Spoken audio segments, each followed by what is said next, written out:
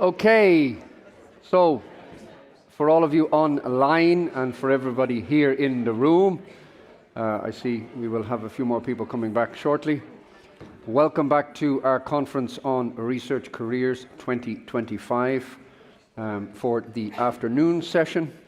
We will begin with a session on the launch of EUROPASS, looking at interoperability with EURAXESS and how, let's say, this new interoperability between these two systems works concretely in practice, as well as how linking a EUROPASS profile with the EURAXESS job environment can help to create a more coherent and efficient route for researchers navigating research opportunities in Europe. So to help the researchers find and procure opportunities, especially job opportunities.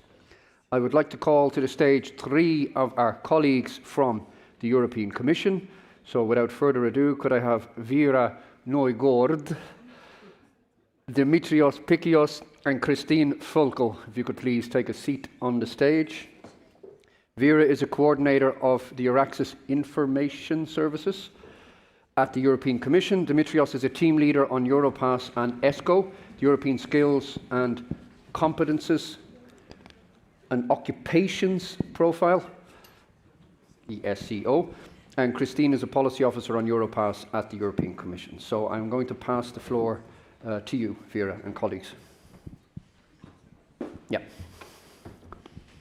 Thank you. Go forward, go back. And point it that way. Okay, let's get started. Thank you very much to all of you for joining for this afternoon session, which for us is quite exciting, at least, as we'll finally be officially launching an interoperability project that's been ongoing for a while. And together with my colleagues from EUROPASS in DG Employment, we will first be giving you a little bit of a background to both EURAXESS and EUROPASS. I know that I have a lot of national EURAXESS colleagues with us today, so there's a bit of a focus of EURAXESS knowledge in the audience. But for those of you who might not be as well versed in the universe of EURAXESS, let me just quickly go through some of our main features to show you how we serve researchers at the moment. So, when it comes to researchers, you would be very aware of the fact that they navigate a lot of complex processes all the time. It's either looking for opportunities, it's writing applications, it's trying to send in different sort of funding applications and so on. And oftentimes they might lack support to navigate all of this. And this is where EURAXESS comes in. So EURAXESS really exists to serve researchers at every stage of their career, and we do this in different ways. So first of all, we have a very large database of research jobs, and this is probably the feature that is most recognized by people who are aware of EURAXESS, and this is sort of the entry point for both researchers and organizations when it comes to EURAXESS. We also provide expert career guidance on our European EURAXESS portal. You can find information about everything from career development to jobs and opportunities, funding, and so on. So EURAXESS is really more than a job portal, even though that's oftentimes what we are recognized for. It's worth mentioning as well that we have national EURAXESS service centers. We have hundreds of them, and they exist to provide information about specific local contexts or institutional contexts or on a national level. And these, as I said, there's hundreds of them, and they are all over Europe and easily accessible as well. So this is really EURAXESS in a nutshell. And now we're going to move on to look at, a feature that I already mentioned, which is the job search function. As already mentioned, this is really how people normally find us. We publish over 100,000 job opportunities per year, also funding opportunities, mobility programs, and so on. So it's really a sort of broad range of opportunities that you can access on our portal. You can use the filtering function on our portal, which allows you to search according to job offer, research field, sector, academic level, and so on. So it really gives you the opportunity to sort of limit your search to what interests you the most. So people find this function quite helpful in their search for opportunities. Something that's also worth mentioning here is that you can create an account on EURAXESS, and this gives you the opportunity to even be more specific when it comes to your search. So, for instance, if you have an account, you're able to use the so-called job matching feature, which again, as you build a profile on EURAXESS, you're able to specify your background, your academic level, your interests when it comes to research opportunities, and so on. And this feature will then automatically connect you to opportunities that interest you the most. I mentioned already the EURAXESS account that you're able to create. And on top of this, you can activate the so-called researcher profile. And this is really what becomes your sort of personal space on EURAXESS, and where you can really go into more promoting yourself, showing your skill set, and really try to gain some traction from institutions and organizations that are looking to hire. When it comes to this researcher profile, it's quite important to also upload a CV, and of course this is the way that most people choose to really go into more detail when it comes to showing their skills. And the way this is currently done, or has been done, is that a researcher, for instance, goes into EUROPASS, downloads or creates a profile there, downloads a CV, goes back to EURAXESS, manually uploads the CV to the researcher profile. And certainly this works fine, but it's maybe not the smoothest of processes. And especially if you are a researcher who is very often updating your CV, it's not very convenient to constantly have to go back and forth.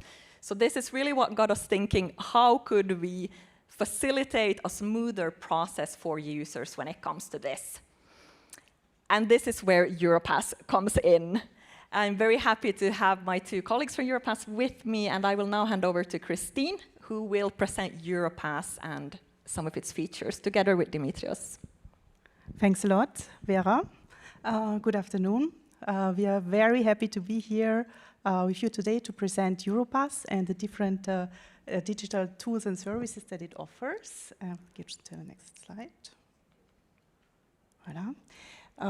So we would like to explain to you today what is EUROPASS offering to the users. The users are on one hand the job seekers, including of course researchers, who want to prepare their CVs, their applications, but also organizations, employers, who benefit from EUROPASS documents that are standardized, because they can better compare the candidates and really connect to the talent that they need. So let's have a look at EUROPASS in a nutshell. So EUROPASS is an online platform with digital tools and services that accompany the users really in every step of their career and learning path. It provides free digital tools and services, and it's available in 31 languages. So these languages relate to the countries where we have our national network, the national EUROPASS centers. They're listed here on the slide. So we have, of course, all EU member states, and then there are also some non-EU EUROPASS countries. So we have Norway and Iceland, but also North Macedonia, Montenegro, Turkey, Serbia, and then since last year we have three new national EUROPASS centers, and they're in Bosnia and Herzegovina, and in Moldova, and in Ukraine. This year, 2025, is a very special year for EUROPASS. So we have been celebrating the 20 years of the initiative, but also the 5 years since the launch of the new platform as it is today. It was in July 2020. One aspect of EUROPASS that's very important for us is the accessibility and the inclusivity of our tools. So meaning really to all groups of users, also including users, for example, with disabilities, with lower digital skills, or older people. Another very important aspect and advantage of EUROPASS is that the data is shared, safely stored on the European Commission servers, so we comply with the EU data protection regulations. And then some statistical highlights. So we have, since the launch of the platform in 2020, we have around 130 million visits on the platform, and we are now reaching the 9 million registered users, and every year they download around 10 million EUROPASS CVs. Oops, there's one slide missing, but it's not a problem. I will just explain you a little bit the user journey. Maybe it's on the next one. Let's see. No. Okay. So now, if you go on the platform, so first of all, the users, they create a profile, and the profile is really the core of the EUROPASS platform. And in this profile, the users include all their skills and qualifications, all their experiences. We see the profile also here on this slide. And so you see on the left side, this is, by the way, a profile that, of course, we have created specifically for demos. You can click on the profile button and you can fill in all the information. And then you have from the profile, you have the possibility to create your CVs, your cover letters. On the platform, you can also reflect on your skills. You can reflect on your interests. You can take a digital skill self-assessment test. And users can also explore labor market trends. So these are all the tabs here that we see on the left side. And on the bottom, you see that users can also share their profiles with EURAXESS. So this is another interoperability of our platform, and we will hear about more about that a little bit later. And then on the dashboard, so it's on the top, you see that there are specific tailored suggestions for job opportunities and learning opportunities that the users receive, because the member states upload learning opportunities on our platform that the users can discover, and the job opportunities are coming from EURAXESS. And then on the right side, we see an example of a CV that the users can really create with a click. It's really just a click. And we have different templates and colors and layouts, and we are adding more all the time. Yes, and another tool that we have is the interview preparation tool. So we also help users when they have a concrete job opportunity to prepare for the interviews. And now let's have a look at one of our most recent tools. It's a job and skills trends tool to discover the different labor market trends. So there are different use cases. So people can search for a specific occupation. For example, we have here the research manager. And then they see in which countries there is the highest demand for this occupation. They also see which skills are related to the occupation. This comes from ESCO, the European classification for the skills and competencies and occupations. And then the second use case is the search by country. So they enter a specific country and they see which occupations are in highest demand in these countries. And then the third use case are the trends. So here we have, for example, a research and development manager, and we selected 4 countries, Malta, Germany, Spain, and Sweden. And then we see expressed as a percentage of the total number of job vacancies, online job vacancies, the evolution over the years. So this data, the job vacancies, come from CEDEFOP, from the Skills of 8 projects. Okay, here we see now the user journey. So this is what I've explained to you, from the profile to the different tools, the search options. You create a tailored CV and you can prepare for an interview. So you have the user journey. And now I give the floor to Dimitrios for the latest developments in EUROPASS. Thank you. Thank you, Christine. Can I have the control. So, yes. So, we're going to explain to you what is now happening in EUROPASS, what we're focusing on, and what will be new on the platform during 2026.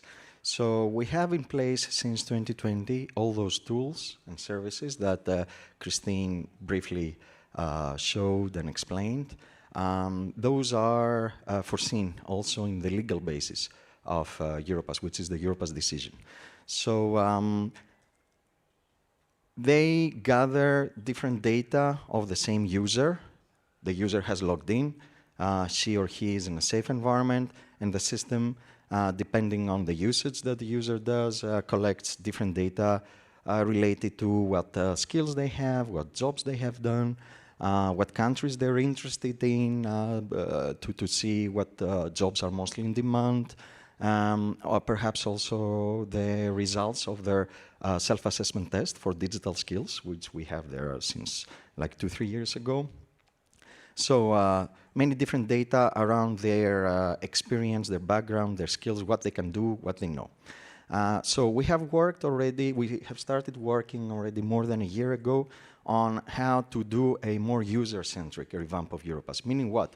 To bring all those different tools closer together to allow them to fully exchange everything around the given user in order to provide more personalized services to the given user, in order to allow them to understand better what skills they have, which of those skills are required by the labor market, depending on different sectors and different job opportunities, and what they're missing, which are the trainings that will allow them to acquire those missing skills, and at the end of the day, how to make it more transparent, more understood to the other side of the labor market, to the employers, what they can do and why they're good for any job opportunity. All this is based, we are not doing any competition with any online platform out there, private, public, because there are some national platforms that may do similar operations. This is a hands-on, very concrete implementation of our policies around the transparency of skills and the labor mobility around Europe. Transparency of skills, meaning that people need to understand what they can do and what they still need to learn in order to improve their employability. So the very first result of all this work that we started together with representatives and experts from the member states like 2 years ago is the EUROPASS Smart CV. We call it smart because it's a CV that really understands in depth the user, thanks to the EUROPASS usage that the user does. It will be launched during this year, 2026. I'm already thinking 2026 terms. We will try to launch it by September.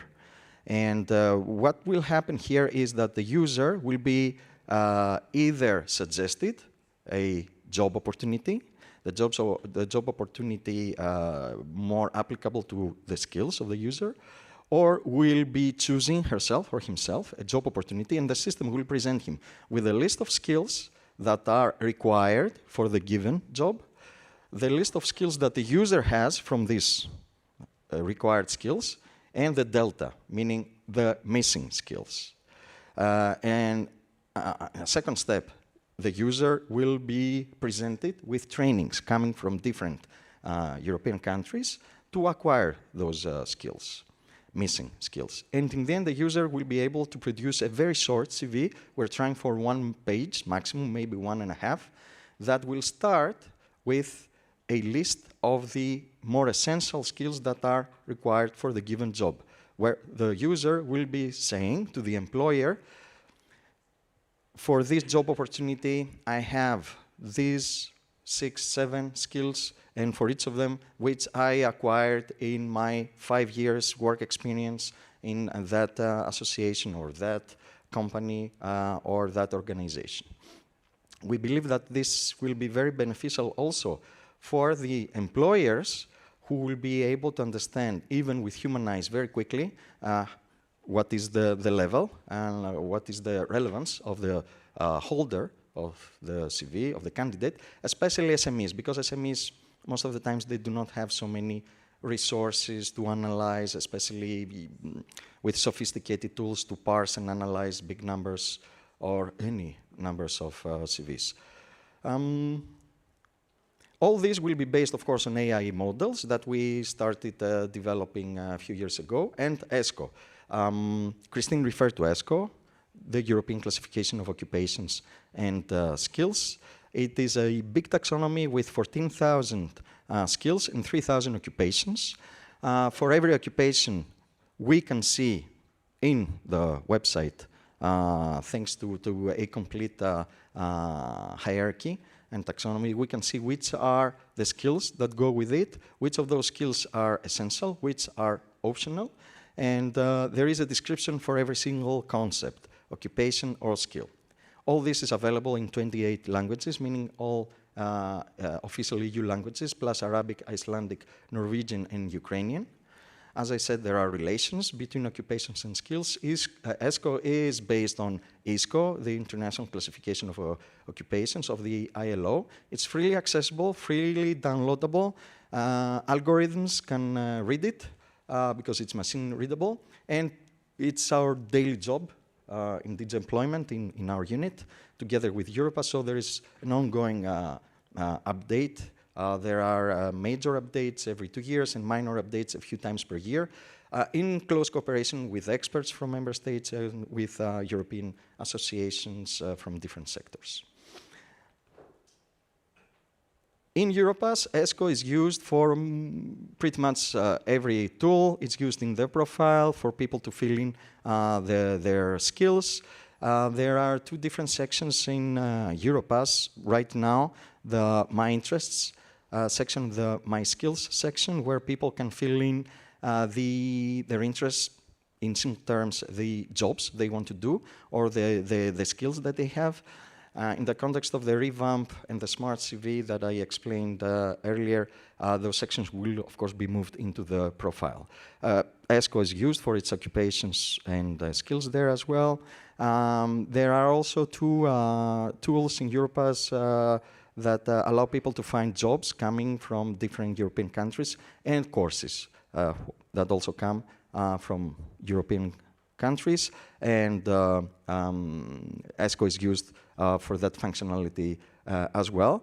The skills intelligence tool, in other words, a job and skill trends tool that Christine described earlier, also uses ESCO, because also at the very source of this tool, meaning the work that CEDEFOP is doing, which is to gather hundreds of millions of online job vacancies from all over Europe, in cooperation also with Eurostat. They're using in the first place the ESCO skills taxonomy in order to identify those online job vacancies and classify them. And then, of course, for the user, when they use this tool, the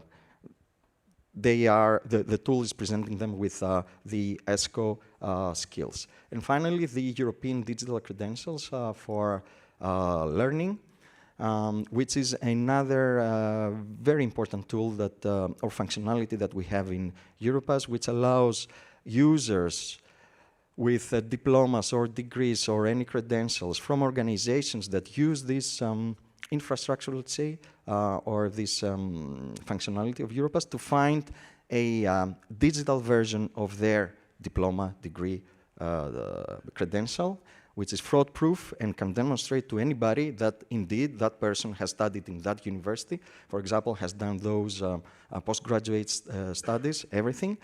It also, it's based on a framework model that uses ESCO.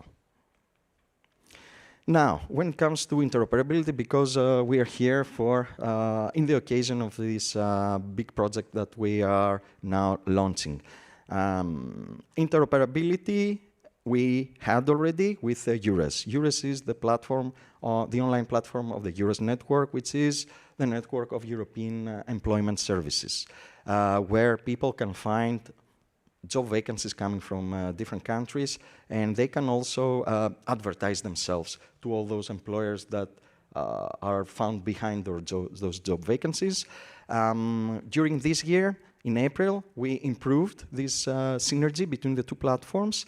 Their EURES users, people on EURES are now able to create and use the EUROPASS profile and benefit from all the other tools that are available on EUROPASS in order to publish a profile on EURES and be discovered by employers. And then now we are launching with this new project, new synergies project, with colleagues from RTD for EURAXESS. And of course, we are working also on the communication campaign around this cooperation. So here's how you can get in touch either with us or with our network of national EUROPASS centers. The links can be used for you to access this. And then you can stay updated on everything, all new developments in EUROPASS with the EUROPASS newsletter. And Christine?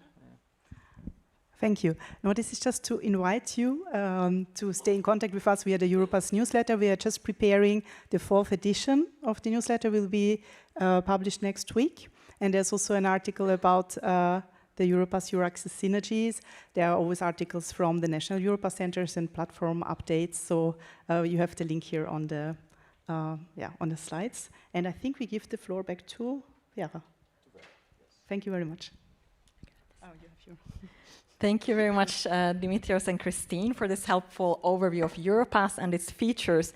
And indeed, as Dimitrios was already alluding to, now is the time to talk about what we are really here for today, which is to launch this interoperability, which is in itself, interoperability sounds a bit fancy and high-flying and technical, but ultimately, of course, what we're talking about is a technical synergy. It's a way for us to collaborate and combine forces to provide a better service for researchers in this case. So, based on the presentations we have just heard, I think it's quite clear that EUROPASS provides a highly intuitive and user-friendly way to build a profile and a CV. It's very familiar to people. Millions of people are using it and have heard of it or create their CVs on it and so on. And it's a feature that works seamlessly across sectors and across countries. When it comes to EURAXESS, on the other hand, we are a bit more niche. We're quite specialized when it comes to mobility aspects for researchers and finding research positions and funding and so on. So with these two aspects in mind, it makes a lot of sense to collaborate and strengthen our own features by creating a synergy. So indeed, the reason why we have decided to do this is ultimately to simplify things. And again, simplification has been a bit the word of the day, but I would like to highlight it also in this context, because ultimately, this is what makes it possible to avoid duplication. And the main point is that people shouldn't have to create the same information twice. If it is possible to create a technical feature where you only do it once and have that be standardized. So, what will this look like in practice? Again, I already said that simplification is the key. So it's not complex whatsoever, but to still make it a bit more visual, here you can see what it will look like in EURAXESS when you want to connect to EUROPASS. So basically, whereas normally you would, as I already mentioned, create or download your CV from EUROPASS and then go and manually upload it to your EURAXESS profile, you'll now be able to synchronize it, connect directly to EUROPASS, use their fields that you find in the EUROPASS profile, and fill it in directly on EURAXESS. So there's no sort of overlap, there's no duplication. It's just a simple way to make sure that you provide information about your skills and your experiences in a very comprehensive way. So this is just a little part of what the interface of the new profile will look like if you have a EURAXESS account. So indeed, a lot more fields have been added, and truly this is, I would like to say it's quite a significant improvement from before, as it really allows you to go into detail when it comes to aspects that normally would not be addressed in a normal EURAXESS profile. So indeed, as you see also where the arrow is pointing, it's just by clicking a button that you'll be able to connect. It's important to emphasize as well that this is not a mandatory process. If you wish to stick to your normal EURAXESS profile, that's completely fine, but we're providing the option. So indeed, clicking the button, you agree, you consent to the connection, and you're good. So it automatically then imports the EUROPASS profile into your EURAXESS account. Again, to emphasize, what are the benefits of this? Of course, if we talk about the click of a button, it doesn't sound like it would be very groundbreaking, but when we think about what it actually means, I think it is quite significant. So, whereas previously, of course, EURAXESS provides these research-specific fields, you're able to provide information about your research background, education, and so on, this EUROPASS or these added EUROPASS fields will make it possible to have a lot more precise job matching. And this is really at focus here. The more accurate your skills descriptions are in your profile, the more likely it is that you will find those opportunities and jobs that are specific to your background. Again, simplification, I keep repeating this, but it's quite a key word. There's no repeating information across services. You fill in your information once and you're done. And if you need to update your information, it's very easily done by synchronizing, again, the information that you put in your EUROPASS profile. By having just one high-quality profile instead of several, you will reduce errors and make sure that there's no outdated information on your profile. So the benefits are quite, what would I say, they're significant, even though, again, the process in itself is very simple for the researcher or for the user. So this is where I can officially say that we have launched the interoperability. So from today, you will be able to connect your EURAXESS profile directly with your EUROPASS and start filling in your profile according to this new feature. So technically speaking, this has been quite a lengthy process and it has been fairly complicated. And I think we also need to thank our IT developers on both sides for the enormous work that they have done and their patience with our various requests. So we send them a very warm thank you wherever they are at the moment. And this, of course, makes us think of what could be down the pipeline in the future. This is a synergy that was, as we mentioned, it's a project that has been going on for a while, but it has made us expand our thinking quite a lot. What could be next?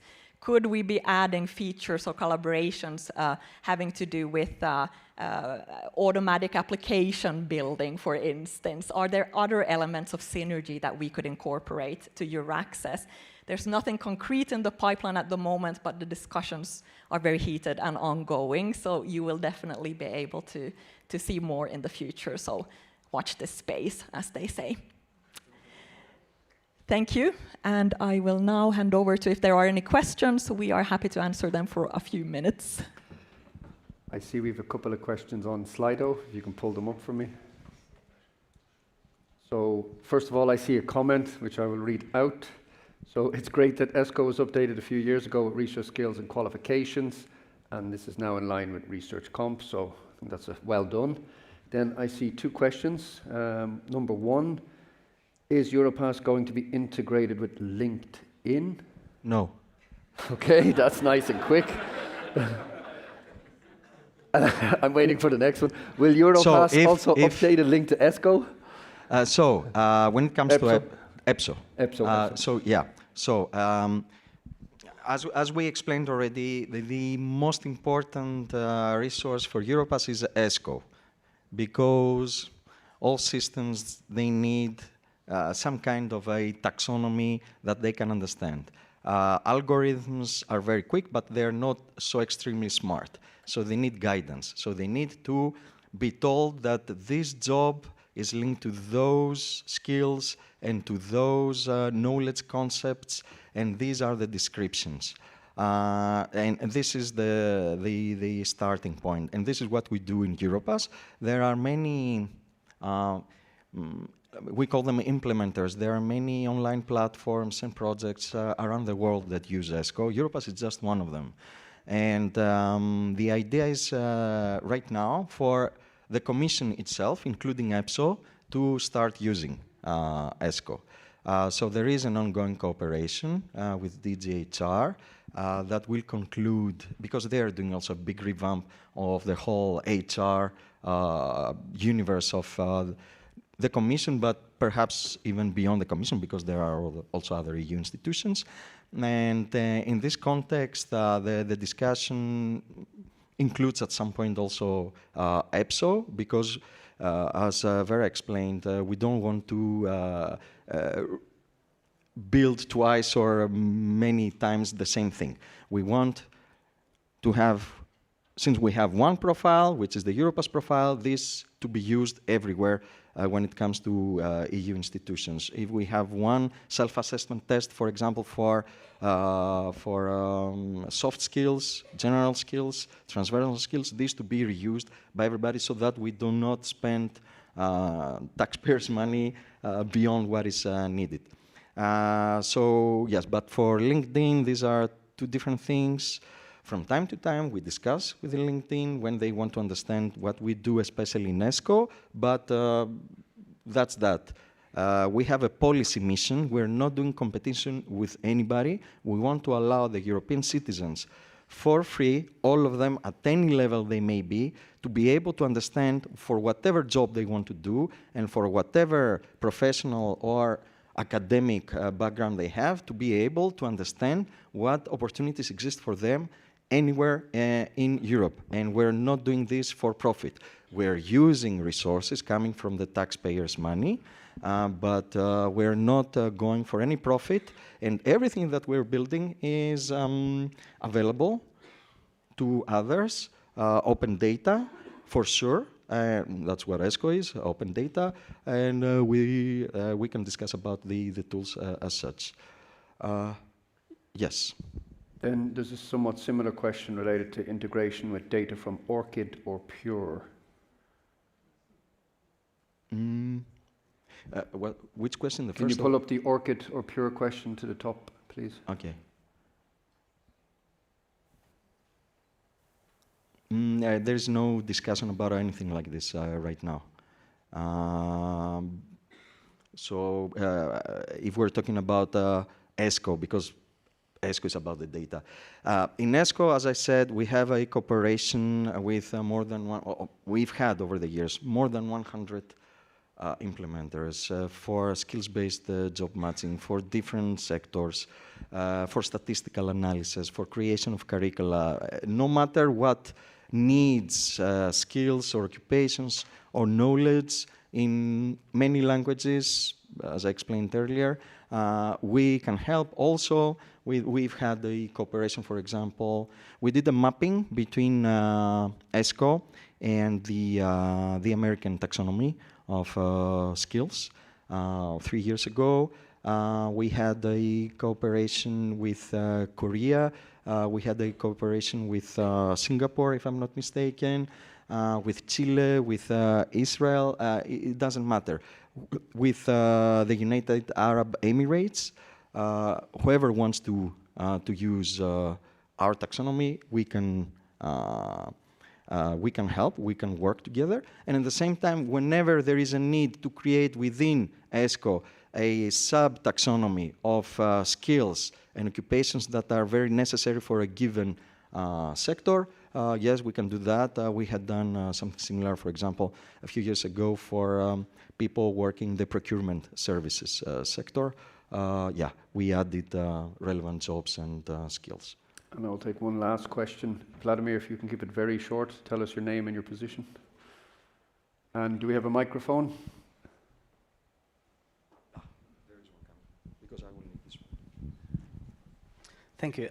My name is Vladimir, and I am one of the delegates from Sweden, and I work at Karolinska Institute with doctoral students, postdoctoral researchers. As today we have learned, as President Ursula von der Leyen say, at the European Commission, only what is measured gets done. Do you have any statistics about how many people that use EUROPASS successfully find a job? The reason why I ask this is because if I say to a doctoral student or postdoctoral researcher, go and open a profile there, they will say, I already have in LinkedIn. That is actually the most common way in Sweden to find a job in social media. They have profiles at the universities, they have profiles also in the funding agencies. So how I will convince them? So, as I explained, we have our policy mission, which is not to impose all over Europe one tool that the wise people in the Commission came up with, and we want to invade countries and say, no, this is how you do it. We want the citizens to be able to have full access to something which is funded with their own money, something which is free of access, something which is fully transparent as to what data it uses, where the data is stored, how they access it themselves, and something which is controlled by the people they have voted, meaning their governments and their MEPs and their ministers. Because from time to time we are summoned to the Council to explain the developments in EUROPASS. At the end of the day, we want data not to be proprietary.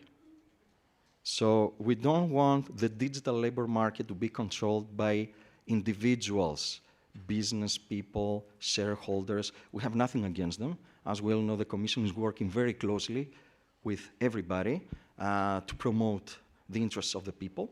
But here, a digital labor market, because this is what we're talking about. We have data which are managed by online platforms. If those data are not fully accessible and fully transparent in the same way everywhere in Europe, yeah, this is not optimal. With EUROPASS, we are trying to introduce this. With EUROPASS interoperability, we're trying to make this general. For the moment, we don't have an interoperability cooperation with any private platform, as LinkedIn. We have discussed quite a few times in the past at a very low level and very shy and yeah, could you please update us on what you're doing? But it hasn't gone further than that. We only have interoperability partnerships for the moment with EURES and EURAXESS, which are publicly controlled, and we have an open door for interoperability partnerships, synergies with national publicly controlled platforms for the very simple reason of data. Because interoperability means that two platforms exchange data. So we cannot just go ahead like that and say, hello, private company, we'll give you the data of the European job seekers. We have around 9 million of them. Yeah. Would you like to have it? No. So we need to put in place safeguards. Keep in your mind that this was started like 5 years ago. So, and we are not 5,000 people working on EUROPASS. We're not this huge machine. No, we are Christine and myself and 2 more people, and we have our contractors who provide the technical support. And we cannot do everything at the same time. And we have to be cautious, because again, everything is controlled by the Council, by the Parliament, by the commissioners. We're very open with discussing and finding safeguards that will allow the people to be safe with their data, and this is why we established interoperability. The actual very central reason why the new EUROPASS was created, because EUROPASS existed already since 2005, the previous platform, which had interoperability also with some private platforms, but there you didn't have profiles and accounts, no. So it was easier. So it was interoperability to make sure that people can move around in the digital online sphere with their data, no matter what language they understand, where they come from, what they're interested in, what platform they use, thanks to interoperability. So now, for example, in EURAXESS, people will be able to pull their profiles from EUROPASS. That's wonderful. for EURES. People in EUROPASS, they are able to publish their profile on EURES. That's also wonderful. If we can reach in the future such a level, it will be great. But it needs time. And it needs also interest from the other side. We cannot impose something just because we are the Commission. And I'm going to stop it there because we are running over time. All right. So please thank Vera, Dimitrios, and Christine. So thank you.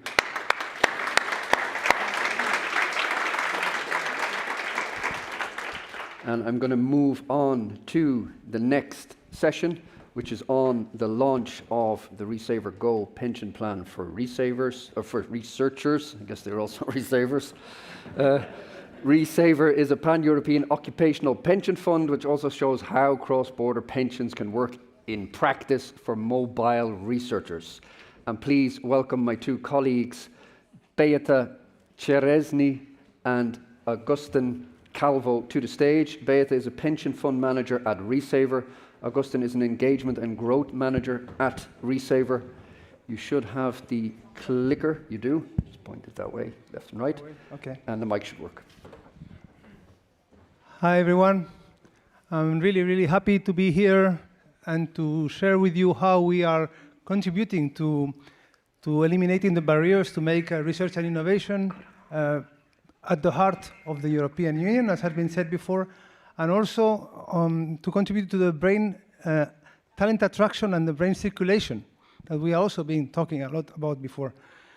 Research careers, making them attractive and making them sustainable. It's built based on strengths and powers that we have in Europe. And we have powers like the economic power, like investing like 3% of the budget, or infrastructure, research infrastructure shared, or MSCA, or all the things that we're doing in economic-wise to bring researchers and to empower research careers. But there's also another power, which is the values, which we are also working on. The European values that have brought us here and that are all over the world being looked at something to, people want to come here for that, and with the fifth freedom, we are also working on the values.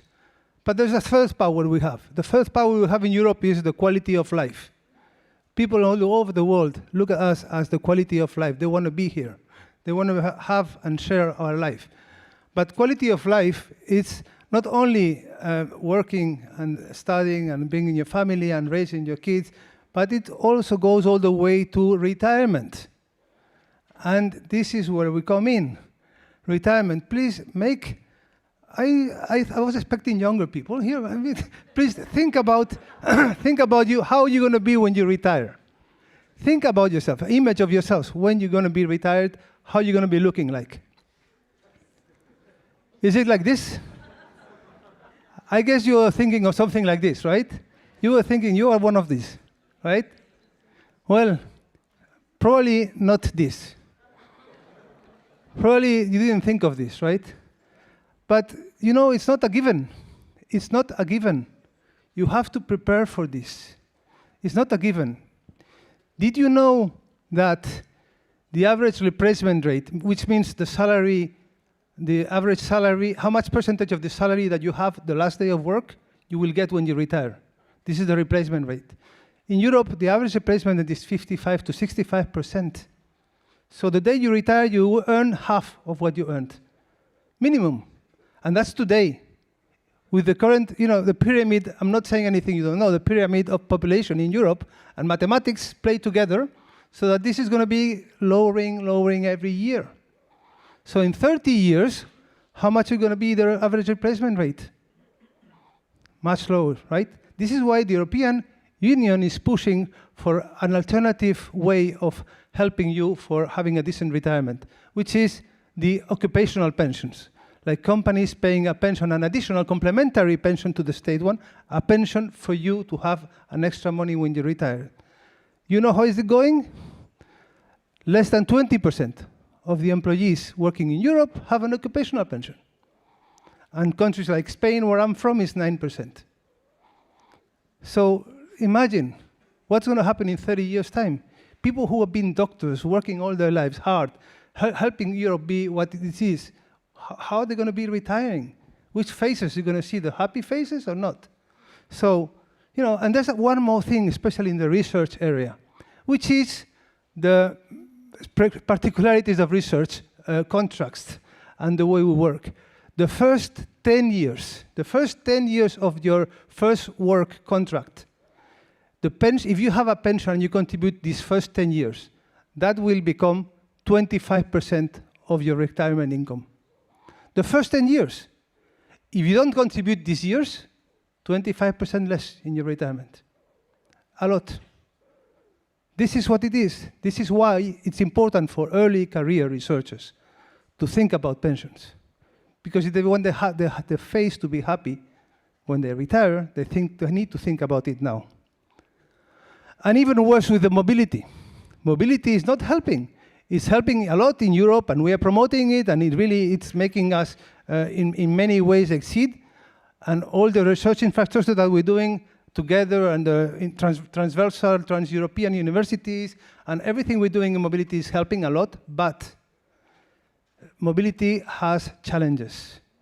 And we heard from Marta this morning, the complexity of all the bureaucracy around it, the uncertainty in her career, and especially and potentially pension gaps as well. And here's where we come in. We are RESAVER. We are, and you probably didn't know, but we are an acronym. Retirement Savings Vehicle for European Researchers. That's RESAVER. We are an initiative of the European Commission, co-funded by the European Union, and part of the ERA Talent Platform. And here, Vera, we are one of the synergies of EURAXESS. Companies, organizations, members of RESAVER are highlighted in EURAXESS. That's who we are part of the ERA Talent Platform altogether. What we are a non-profit, pan-European pension fund only for a selected club, the club of organizations with research activity. And of course, their employees. And not only the researchers' employees, all the employees working in research performing organizations. How or where we are in the pension world? Well, RESAVER is not a state pension, not a private pension. It is a company-paid pension, occupational pension. Clearly, this is where we sit. And what's our mission? Our mission is to ensure that researchers and people working in research have happy faces when they retire. That's our mission. And the way we do it is we have to make sure that they have access to an occupational pension in the places they work at. We are today in 9 countries operational. We are working in getting operational in 2 more, as you see, but our mission is to keep growing in more and more countries in the European Economic Area. The way we work, and this is really key that you understand, we are not competing against anyone. If you already have a pension, occupational pension in your organization, great, we're done.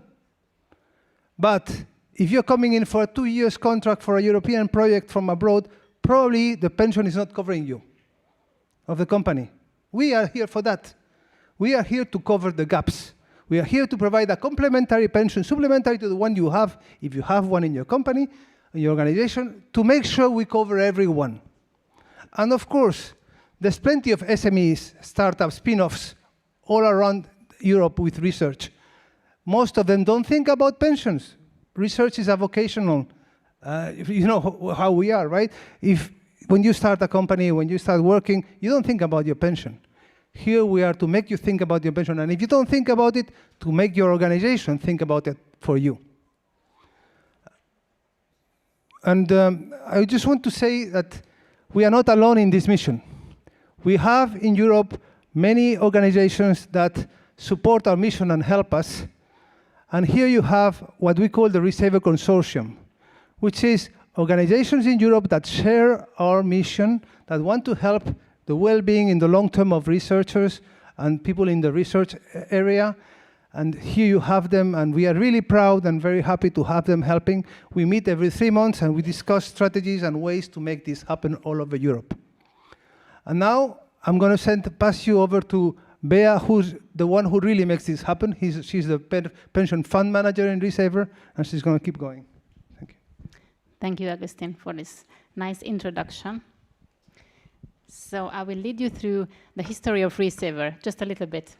Actually, RESAVER is not something that needs to be set up. It's already set up, has been for the past 9 years, and I'm proud to reveal some of the members of RESAVER on this slide.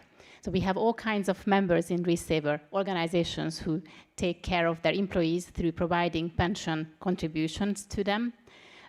One group is the European Research Infrastructures, EURAXESS specifically. We have research centers, universities, and talent attraction organizations. All of these, or most of these, joined for different reasons. EURAXESS, for example, they are present in multiple countries, or at least their employees are. They wanted to find a pension solution across different countries with harmonized pension characteristics between the states. We have FBK, the Fondazione Bruno Kressler from Italy, who wanted a complementary solution to their already existing regional pension plans. So they found that solution within RESAVER as Agustin mentioned, filling the gaps in their pension system internally. And we have, as an example, INL for an intergovernmental organization, which is the first of such organization in RESAVER. We are welcoming them this year as members. And finally, ICREA is a Catalonian institution taking care of talent attraction and retention for public research infrastructures and centers. But these companies, organizations, are not only members of RESAVER, they are also the owners of RESAVER, because they are all sitting in the General Assembly of RESAVER. So they all delegate 1 or 2 people to be sitting in this body. This body is actually the highest decision-making body of RESAVER, who appoint board of directors, who then appoint other bodies and other members of the management team. So altogether, what you see on the slide is our internal governance structure, which is a strong one. And we are operationally supported by different parties, global partners. I believe these are trusted global partners and well recognized. We are proud to work with them. And in addition, we have very strong supervision from different parties. We'd like to highlight the Belgian regulator first, then local regulators in all these 9 countries where we are, and special highlight to European Commission, where we have Slaven, who's just sitting in front of me, supervising from a policy point of view that RESAVER is doing all the things that we should do. So this is, in a nutshell, our operation, our governance structure. And now I will list for you some good reasons why your organization should not think twice, but join RESAVER today or tomorrow. So first of all, we are, as Agustin stealed my line, an exclusive club for research organizations. So we are not open for any organization. This has good reasons. We are non-profit. We think that being non-profit and helping researchers is a nice thing, and they are in line. Not-for-profit means we can keep our costs low and keep the benefit outcome for our participants at the maximum level. We obviously capture multiple employers within the RESAVER pension fund. We work on a cross-border basis, so we are based in Belgium. However, we are operational, as mentioned, in 9 countries where we comply with all the local regulations. This means that for you as an end user or participant, when you deal with RESAVER, you are a member of RESAVER, your experience would be the same or similar to a local pension fund. So there's no difference there. We have a multilingual member site, brochures, everything that is needed for your understanding of your pension rights within RESAVER. And we comply more specifically with social and labor law of each country and tax laws. Tax laws are important because in most countries in Europe, there are incentives for the employer and for the employee as well to contribute to a pension solution. Tax rates are usually more favorable, if not none, in most countries than on salaries. So it is a good investment for the future, actually. And just going back to Marta's case, this from this morning. So whenever she moved from Mexico to Europe, if the organization she's working for was member of RESAVER, she would have been covered from the first day of her work with a pension, a supplementary pension. So there is no waiting period, there is no vesting period, it's just pension rights from the first day of joining an organization.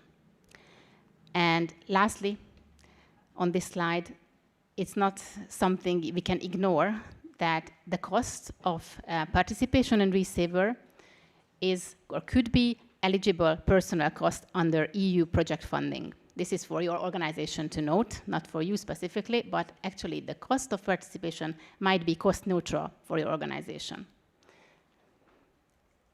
And now, this is the time to launch something which we are very proud of and we are very excited about. So basically, in the last 8 years, we realized that it's a complex matter, pensions, and regulatory requirements are also complex. But we worked towards finding a simpler solution in the name of simplification, which is the motto for today then, apparently. So in the name of that, we are really making it very easy for employers to join RESAVER. We call this product, the new product, RESAVER Go, which is a predefined European pension fund in all the countries where we are currently, which makes it very easy for employers to sign up. Why? Because we thought about every aspect of every rule in the pension rules upfront instead of the employer. So we worked out the standard design for the pension plans, but we kept 2 elements flexible. 2 elements which we believe are important for employers. One of them is the eligibility conditions. So even within this predefined structure, employers are able to define the group of people, the group of staff who they would like to cover with this benefit. It could be the whole staff, but it could be a subset of the staff. It could be mobile researchers or researchers with that profile, career or job profile. So it's up to the employer. And the second element, which might be, for the financial director even more important, is that the contribution level, which is essentially a cost for the employer, is also flexible. They can set the level of contributions as a fixed percentage or a percentage of the salary as they see fit and in line with their budget constraints.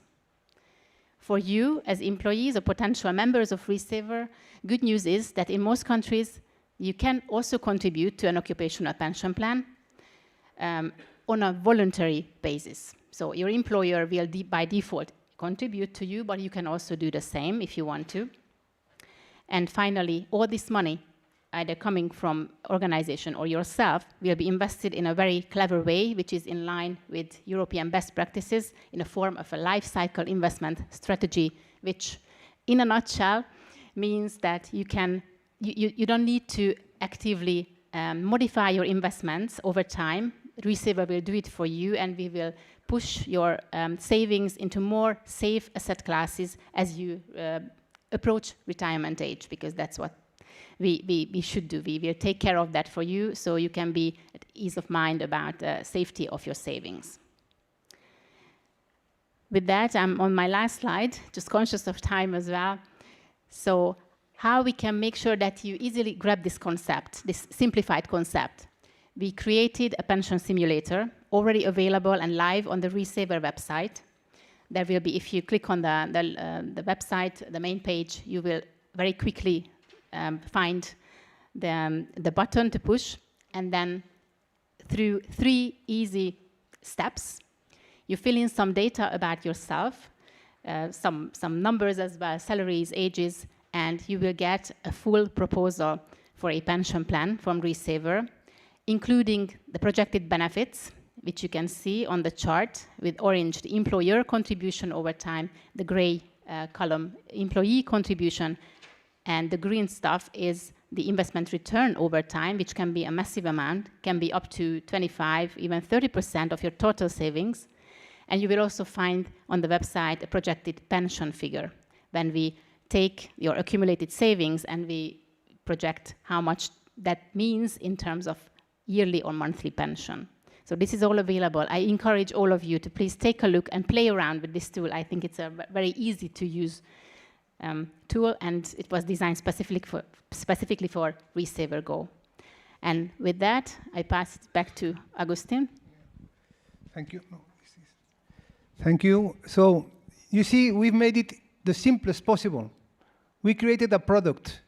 I was director in Telefonica before joining RESAVER. I was working in other projects, always around services and products. And if you want to get massive, you have to have something standardized and productized. And especially if we are not targeting only large organizations, but also SMEs, small organizations all over Europe. We have done it. We have a product. It's really easy. It's kind of a click and get it. And what can you do to make a difference in your future? Well, ask questions. Ask questions.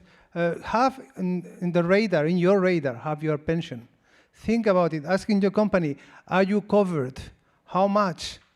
And if it's not, talk to your organization, to your HR people. Tell them, look, there's this, I've heard about this. Help them know about this, because today, not everyone knows about RESAVER. That's what we are doing, the launch of RESAVER Go now. So we are starting to promote this all over Europe. If you, of course, want, you can contact us. So lately, and to end up, just make sure you have a supplementary pension. Get your retirement savings now, grow them, and be re-saved. So, questions?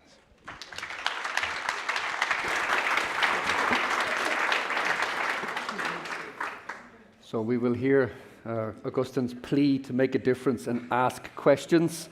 So I will quickly look at the floor to see, have we any questions for our two colleagues? I will give it a moment. While we're doing this, do we have any questions on Slido?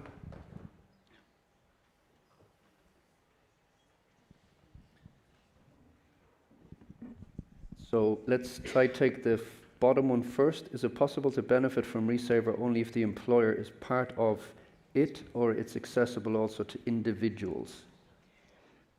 You need an employer, for sure, to sponsor the pension plan, but the benefit of that contribution coming from the employer is for the employee.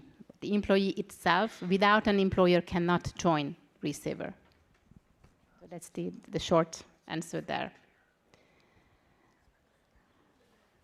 Okay, well, there are some really technical questions here, so I will tackle the first one. Let's take the first one. I'll read this one out. So is the contribution variable along the years? For example, starting from 5%, one may choose to raise it to 7% or vice versa. Yes, it is possible to be a variable, to have a variable contribution structure in place. The employer contribution will be always defined by the employer, so they will obviously need to agree how much they pay. In terms of the employee contributions, there is flexibility as long as country rules allow. There might be maximums, but indeed there is more flexibility on the employee side. And then the bottom one, is RESAVER only for researchers or also for staff and teachers and potentially other employees? Okay, we do invest in mutual funds, so it's not like we invest in government bonds or aggregate bonds, but a mixture of different assets. So we have an investment manager in place who is investing into different funds to diversify risk. Of course, I don't think that on the website we currently have the list of all funds, but it's something that we can provide later on. But you are basically answering a question on a specific case, on the how the money is invested. But the question about the staff, yes, any staff, any employee in an organization with researchers or with research activities can be part of RESAVER, can be a member of RESAVER, anyone. And just to double check, can you combine previous pension funds with RESAVER? If the previous pension fund is an occupational pension fund, then most likely yes, but it will depend on the specific countries, the two countries, the receiving organization or pension fund and the sending one, both need to agree to such transfer. We call it a transfer in. In theory, it should be possible, but there are always, the devil is in the details. Yeah, and I'll take one more. Is the investment fund insured? If the question is about whether there is interest guarantee or capital guarantee, the answer is no, right now not, unless it's compulsory, mandatory because certain countries require such guarantees. If it's not required by law, we do not provide and do not reinsure investments. Okay, let's stop it there. Let's thank our two colleagues, Bea and Augustin. Thank you.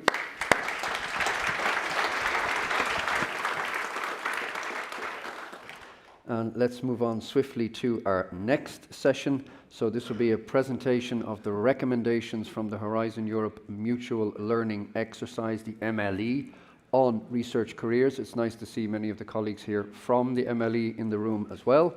I would like to call to stage our speaker, Conor O'Carroll. I will get you the clicker. Conor is an independent consultant on research and higher education policy and funding, and Conor specialises in European and international research policy, higher education policy and university governance. He's going to tell us more about the MLE. Conor, I pass the floor to you. Point it that direction. Yeah, good luck. Well, good afternoon, everybody. This is what I do when I'm not doing that. And just to keep things truly international, even on the farm, our cattle breeds are Blanc Bleu Belge, Limousin, and Charlet. So we keep it Belgian and French in that one.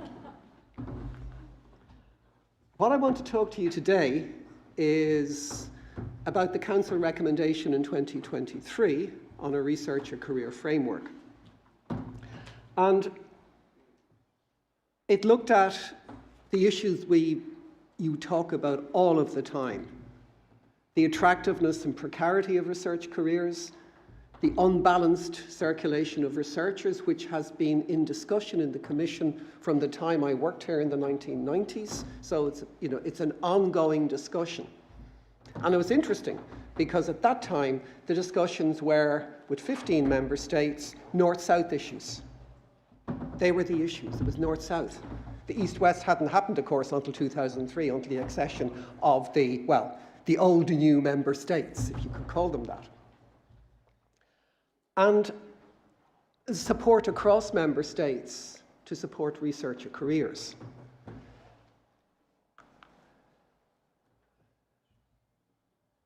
The recommendation is one thing, a piece of policy is one thing, but the Commission has developed a very effective methodology to see how do you go next? How do you implement that policy? Through what is called, through the Policy Support Facility and a mutual learning exercises. And it does what it says on the tin. It's mutual learning between member states. It's voluntary. We had 16 member states who volunteered. Many of the delegates, as Gareth said, are present in the room. We had 5 experts, and I think, 4 of them are present. Gareth, who you've seen here, Fulvio, who's sitting there, Karen Fontefelde, who... Oh, she had to go, that's right. She had to go back to her day job in the University of Antwerp. And Jürgen Janger from WIFO in Austria. We spent the best part of a year working on this topic, and we divided up. You could have divided it many ways, but we divided up into these four areas: recruitment, working conditions, skills and intersectoral, interdisciplinary mobility, interoperable careers, enabling conditions for researchers, and a policy and a legal context for attractive research careers. And we produced, we'll have the reference at the end, but we produced 4 specific reports on each of those specific topics. The methodology was, we had country visits in a number of countries, to Sweden, hosted by Vladimir and Finova and the Karolinska Institute. We went to Czechia. Zuzana is there, hosted by the government of the Czech Republic. In February, we were in Spain, FACIT, where Elisa is there as well, and other colleagues who were involved in that. And these were really valuable exercises to really go to countries, to see how they function, to meet the funding agencies, to meet researchers, and get a really in-depth view of that. The way we approached this was to focus on researchers, because when people talk about investing in research, it's often about knowledge, about something abstract. And as Martha said this morning, researchers are not just brains, they're people. So you need to take that aspect on very, very carefully. There are people with families, there are people who are concerned about their future and their careers. We looked at developing an attractive environment for research careers and supporting skills for the development of mobility, skills development and mobility. Now, we had a number of conclusions, and I think the first thing is really important to keep in mind is that the Charter in 2005 was a Commission recommendation, and many of the documents that were produced were Commission recommendations in collaboration with Member States. But this was different. This was at the Council level. So this, as a consequence, meant it was a commitment by Member States at the political level to implement these new recommendations. And I think what was very clear first, we have a highly variable research system across Europe, from countries where all of the research takes place in universities, to those where it takes place in a number of research institutes, like we saw in Spain with CSIC, to those in countries where the academies of science play a central role in research. And even within that, within the university systems, you have big ranges in terms of how the national education and research systems are funded. You take the French system, where you have the CNRS on the one hand, you've got the national research, but embedded often in the university system. And even within countries, take for example in Germany, the universities are regulated regionally in the Länder. So it's every country is complex. And I think it was important always to recognize you can't have a one-size-fits-all solution. You may have ideas, and this is what we wanted to do in the exercise, was to give examples and ideas of how countries have solved these different issues. And maybe others can look and take those as examples as to how they could do it and how they could implement them. We also concluded that there is a very clear collective responsibility, because this is often what happens. And I think it came up this morning in the discussion about Choose Europe. People ask, well, what happens after the initial funding from the funder? Whether it's Choose Ireland or Choose Germany or Choose Poland, what happens after that? And it's a bit like, well, that's not our problem. No, it isn't. I agree with that. The funders have a limited period over which they can fund, as do the European Commission. But it is the institutions then that will need to take up the contracts. They'll need to issue contracts. So there needs to be collective effort to look at these concepts, these ideas. If you're bringing in Choose Europe type programs, think long term about what's going to happen afterwards. How do you retain the people? And you may not want to retain them all, remember, as well, because you also want to ensure that you keep those who start well may not finish well. What we put together as well were a large number of good practice examples from different countries, which are in each of their 4 reports on the different topics. And we had a number of recommendations. And our first one was that, again, coming back to the point, is that when we are looking at national research and innovation policies and development, researchers should be put in the core of this, because ultimately it is they who produce the knowledge, not funding agencies, not universities. It's individual researchers working as PhD candidates, as postdoctoral, as R2 researchers, or senior researchers, leading research teams, in collaboration, whether it's nationally, whether it's across sectors, or whether it's internationally. It's they who produce the knowledge. We believe that the most effective way is integrating the new charter into national R&I policy for everybody, not just for the funders, but also for institutions as well. We have another number of recommendations about that member states should encourage and support research funders to adopt open, merit-based, transparent recruitment. As you know, this was the charter, this was the code in 2005, the charter and code. We just have a charter now, but the core concept of open, transparent and merit-based recruitment still stands. It is very important because, as was seen over time, merit in one country may not be the same in another. The methodologies for advertising, you go back 20 years, jobs were only advertised in the local language, even though they were meant to be international. So of course you get very few foreign applicants. Members should develop long-term national strategies to balance types of funding. This is actually an issue that came up yesterday in terms of research freedom. And having more open-ended, track tenure, different types of contracts available to researchers. Salaries should be benchmarked against other professions.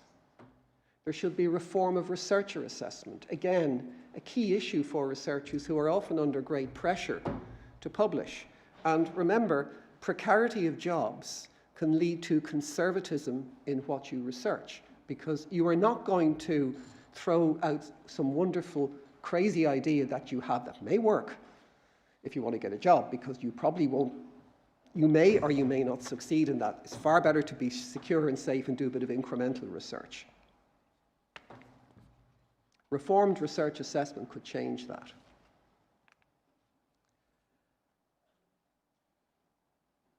Member states should adopt what we saw this morning, research comp, and indeed RM comp as well. RM comp had not been developed at the time of our MLE, but research comp. And we've seen actually already how it can be used and how effective it can be, in particular for intersectoral mobility of researchers. And we had to put in this recommendation as one which we all know so well, that there should be continued funding for interdisciplinary, intersectoral, and the international mobility of researchers. These recommendations came with a policy toolbox, we call it. In other words, lots and lots of good practice examples that people can look at and say, well, here's one way you could do it. For example, this one here is developing comprehensive national policies for research, not simply doing things piecemeal, whether you're looking at infrastructure on its own or other aspects on their own. And what I thought might be useful last week when I was preparing this was to go back to our members and say, hey, what's happened since? Any progress? Has anything happened in the meantime? Well, yeah, actually quite a lot has happened in different countries. Not everybody had time to submit, but I've put up some examples that we got. And from the Czech Republic was the Stratton study that's been looking at support for career development in research organizations, so looking at that within the national system in Czechia, and supporting career growth in research organizations, so looking at recommendations for fixed and transparent salaries for senior research positions. So there is ongoing progress. In Poland, and these are some quite interesting ones here, which was not done in the past, recognizing periods as a Mary Skłodowska-Curie action researcher as part of the national Polish career track, because that was not being done. So as a Marie Curie researcher, your period there was not being recognized within the national system, which is quite a disadvantage. The ULAM program, which is now opening it up to the Seal of Excellence from Marie Curie as well. These are all steps. A new pilot, recognizing the fact that because of the way Ukrainian researchers are treated in Poland, they were actually excluded from this scheme. And that was not, of course, not the intention. And the last one there, this is, by the way, the top 200 NABA of the National Academic Exchange Program in Poland. This is Choose Poland. that's the summary.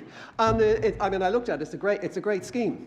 And you see across Europe, lots of countries are doing this. They're all doing, you know, choose us, come to us. Which somebody asked this morning, was this not in competition? The answer is no, because, you know, that's what should be done. Everybody should be attracting researchers, and there's lots of them. It's not like there's a small pool of excellent researchers. There's plenty of them around the world. There's a large number in one particular country to the west of us that are all eager to leave at this stage. In Portugal, we have two examples here from two of the different national laboratories, because Portugal being a good example of a country where a lot of the research goes on in state-funded research organisations. And they had been doing in the National Laboratory for Energy and Geology, we're looking at reforms of inequalities for researchers in the RTOs, and new calls for promotions in 25, which they said hadn't been done since 2000. In ESCTech, which is in computers and technology, there was quite a lot of things here, aligning their policies with the human resources and excellent research, and integrating research comp into their own human resources system. So we could see, you know, Dario, if you remember last year, you know, earlier, there was very little going on, but now we can see it's beginning to develop momentum, which is really, really great to see. And I mean, a lot of other things there. And I got examples from Sweden, a lot of examples in terms of attracting international researchers. We see similarities across different countries of what everybody is doing. There's no doubt about that. You all do it in different ways depending on your own national system. But what's good now is that there is a focal point, being the research career framework, to work around and to be able to reference that as being the focus of these type of activities. So thank you.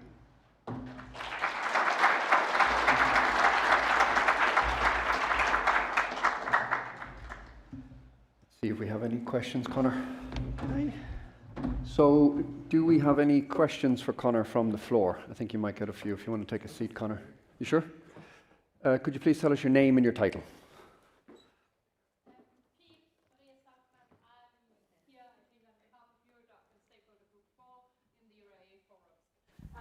I think this was a wonderful presentation, Conor. And it's lovely to hear of all the work that's going. I'm really interested on the benchmarking of researcher salaries, because my gut feeling is that researchers, especially at the early stages, are way underpaid if we compare with other sectors. Say, if we compare the PhD salaries in Europe, or the PhD scholarships in Europe, or the lack of funding, with upper secondary teachers' salaries. And the reason I mention upper secondary teachers is that they exist across all academic fields, and that they are public servants in the knowledge sector as well. And that PhD candidates has the same level of competences and expertise when they start in the profession, so especially those starting salaries. And I haven't been able to find something. We are collecting in Eurodoc, that's no secret. But I'm really keen on what benchmarking do you already have available? Thank you. Answer, I don't have those kind of details, but I think what might be, well, one thing I would say on this is that not only are there differences in salaries across the sectors, but you can have, you know, one laboratory. You can have 5 PhD candidates and 6 postdocs, and they're all on different funding. They're all getting funded from different funders, and they're all on different salaries, which is now I know in the Irish system we have a salary scale for researchers, which all of the national funders have signed up to, and it's a pretty good one. Let's say it was benchmarked against a number of other sectors. I don't know what's going on in other countries, and but as I said, the recommendation was to do this. Do we have other questions for Conor from the floor?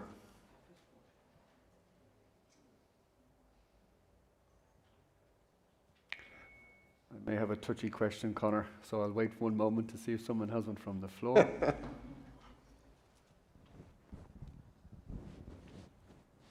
Okay, so we have had the MLE, we have the recommendations, right? We've learned quite a lot from it, the member states too. So what really happens next now? So what happens with these recommendations? Will the countries now implement them all, or do they select from them? Or is there a further follow-up, do you know? In terms of, I can't answer from the Commission's perspective if there is, but I think that the purpose of the MLE was to provide that impetus to member states to say, here, you know, you've agreed, you've signed up to this policy, and we now have looked at how it's done in different countries, so go and do it, implement it. And I think the next session actually will help develop that a bit. But I think, my own view on this is that the Commission can play a major role in this by taking the lead, and in particular in the next Horizon programme, Horizon Europe programme, by implementing many of these things at European level. And there is no doubt, because you see it right across Europe, when the Commission leads, member states follow. And I mean that in terms of the funding levels and the rules and the various aspects around funding as well. I check if we've any questions on Slido for Conor. I haven't seen any.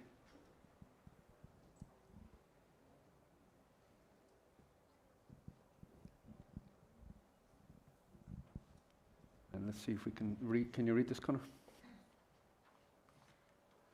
So are they working on acknowledging a PhD as professional work experience? For example, 4 years of, I guess it's experience.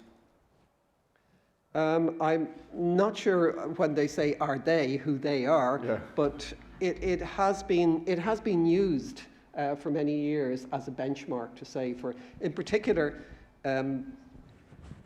for disciplines where the PhD is not a common qualification. And to recognise somebody, let's say, at that point where they can be considered more like a postdoctoral researcher. And so, for example, disciplines still like music, like philosophy and that. Now, that being said, what's happening is the PhD is becoming more of a qualification across most disciplines anyway. I will give one last chance for any last remaining questions for Conor. I think he'll be in the next session as well. So you'll also have the opportunity. Going once, going twice. Thank you, Conor. Thanks a lot. Yeah, basically, hang on. They're coming back up. Okay, let's move on to essentially our last session, and this is a celebration of 20 years of the European Charter for Researchers. So this is a milestone of 20 years of the Charter. And in this session, we're going to look at, or reflect, let's say, on the impact of the Charter and how that's gone. I would like to hand the floor to my colleague who is impeccably timed, Manuel Eliseu. So Manuel is an expert at the Cabinet of Commissioner Yekaterina Zaharieva at the European Commission. Manuel, please come to the floor, and I will give you the moderation.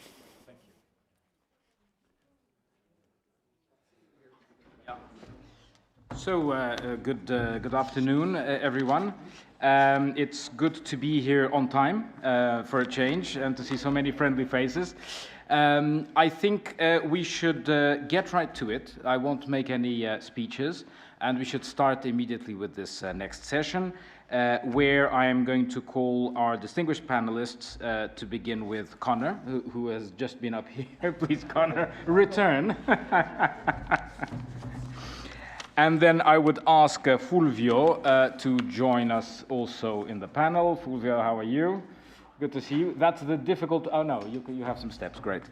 And also, I would like to ask Bogna to join us. And I'm going to do you the favor of not mispronouncing your last name, which is something that people do to me all the time. So, welcome, and I would perhaps say a few words to introduce you. Of course, Conor has a long experience in R&I policy, most recently with something that Dario has convinced me was a good idea, the MLE on research careers, but I'm sure you have something to say about that later.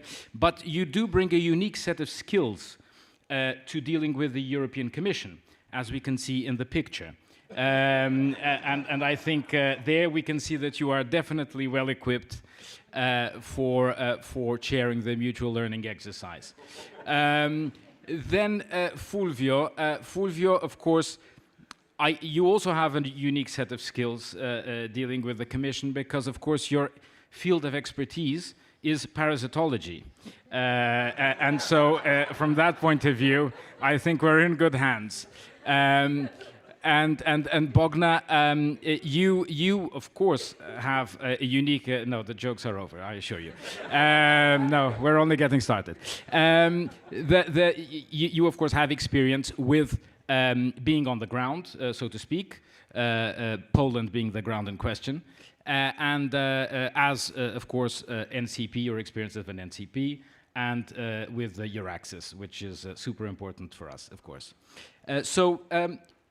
Perhaps I would start this session on celebrating the 20 years of the European Charter for Researchers with a provocation. The Charter for Researchers is irrelevant because it's not a legally binding document. Connor, would you agree with that?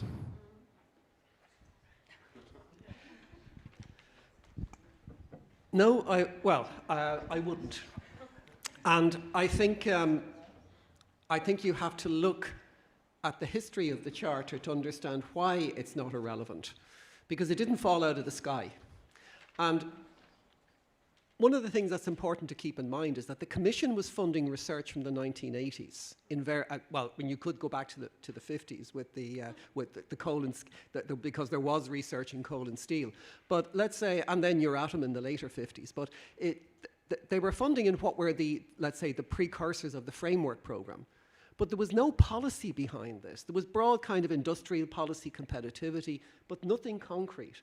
And in 2000, there really was this stand back to say, well, why are we doing all of this? And what way should we, how are we dealing with this?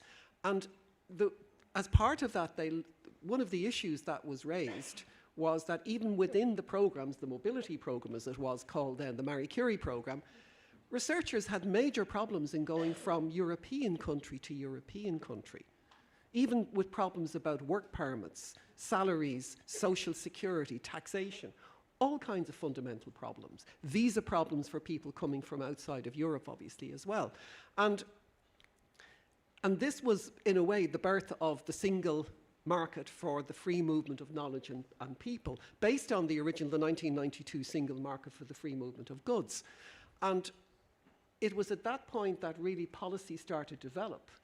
And there was a committee formed back then, the Steering Group on Human Resource and Mobility, which I was a member of, as was Fulvio, and Isser from Israel is here as well. He was one of the original members too. And we started to look, well, what can we do? How do you deal with these things? And two things came out of it. The first was something really practical, because the problem was there wasn't information for researchers. They'd no information. You go to a new country, don't speak the language, know nothing about how to get a house. What about my kids, etc. And this was the birth of EURAXESS, originally EURAMOR. There was initial funding done around 2004. So EURAXESS grew out of that lack of knowledge for people moving across Europe. On the other hand, there was the same thing, look at a higher level in terms of policy around taxation, how people should be treated when they move. They weren't being treated, let's say, as mobile workers. They were being treated in very, very different ways in different countries. And that, again, was the idea of the Charter. And the Commission actually organised, which I can probably call a travelling roadshow, going around each of the member states and some of the associated states to talk to local people and to come up with what were the problems. And this led to the development of the Charter and Code of Conduct for the recruitment of researchers. So it was developed in partnership with member states, and there was an agreement between both that this would happen, and that led to the actual publication. It was actually published during the UK presidency in 2005. yes, and you're right, as a voluntary code, let's say, but one in which there was already a large amount of acceptance for and support for as well across member states, because they realized if you really want true pan-European collaboration and research, then you need to have these things in place to ensure that your researchers can thrive in other countries. So I think, yeah, you're right, it's voluntary, but actually, and I'm sure we'll go on and talk about that, that it has had a lot of impact. And because of because its voluntary nature, countries did volunteer. Thank you very much. No, we'll come back. We'll come to the impact in a moment. I think your short historical overview of how the Charter was born, I think, shows us that it was very much a bottom-up initiative, an organic initiative that then crystallized, so to speak, in the document itself. How was it received, Fulvio, by member states? Was this something that member states took kindly to? Was it seen as an imposition? What do you remember from those good old days? Well, the good old days, I would say that it was received with a mix of enthusiasm, curiosity, and also méfiance. But this was not by member states. This was by, let's say, age groups of researchers. The early stage researchers, the enthusiasm was prevailing. The reaction was, finally, they talk about us. And there are these 40 principles, perhaps too many, but anyway, that are introducing our rights that are finally recognized. The senior staff, at that time I was not yet senior, so were really, well, to say the least, cautious. They underlined the problems, you know, there is institutional change that is required, and we have to modify the national legislation, but I think was not true. Was a matter of political will. Because I want to bridge with your first question. Actually, the fact that it was not a binding document was not a problem. For instance, there was a nice lecture from Poland. There was a ministry in Poland, a woman minister, who said, look, she wrote a letter to all the rectors in Poland, saying, look, but I read this document from the European Commission about researchers and the researchers' rights and so on. What are you doing in your universities to implement these principles? Answer in writing what you are doing. And she concluded that they were doing nothing. So she implemented, although it wasn't a directive, it wasn't a binding document, she implemented top-down, using, you know, the tap, saying if you want money from this ministry, you have to implement this recommendation.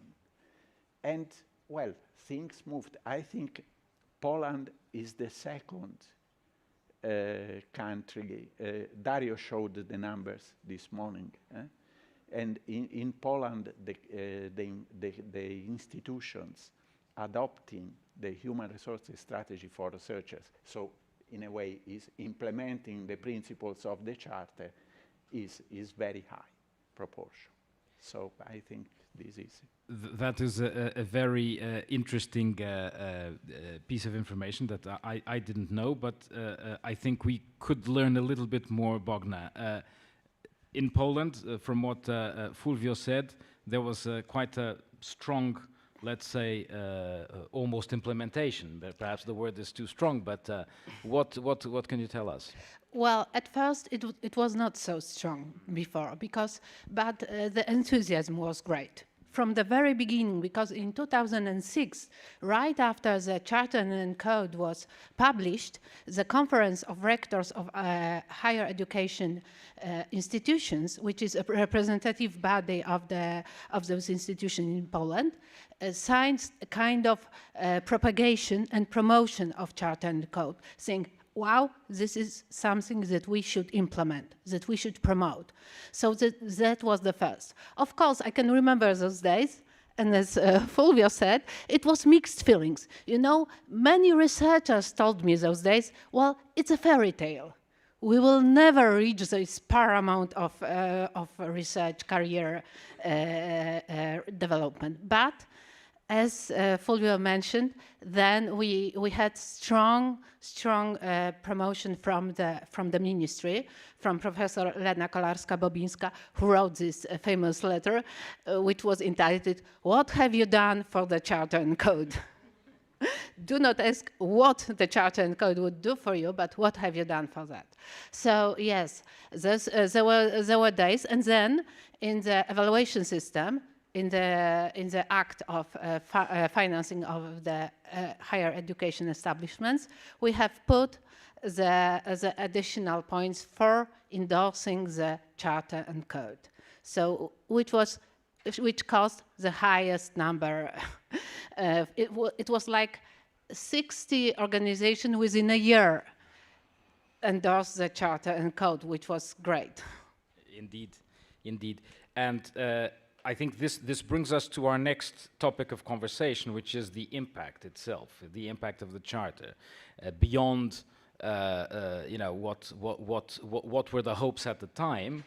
It's interesting to reflect a little bit on what is the impact of the Charter today in policy terms. Connor, you were chairing the mutual learning exercise on research careers. That may have been a point where this reflection must have taken place, right? The impact of the Charter in research careers today. What can you tell us about that?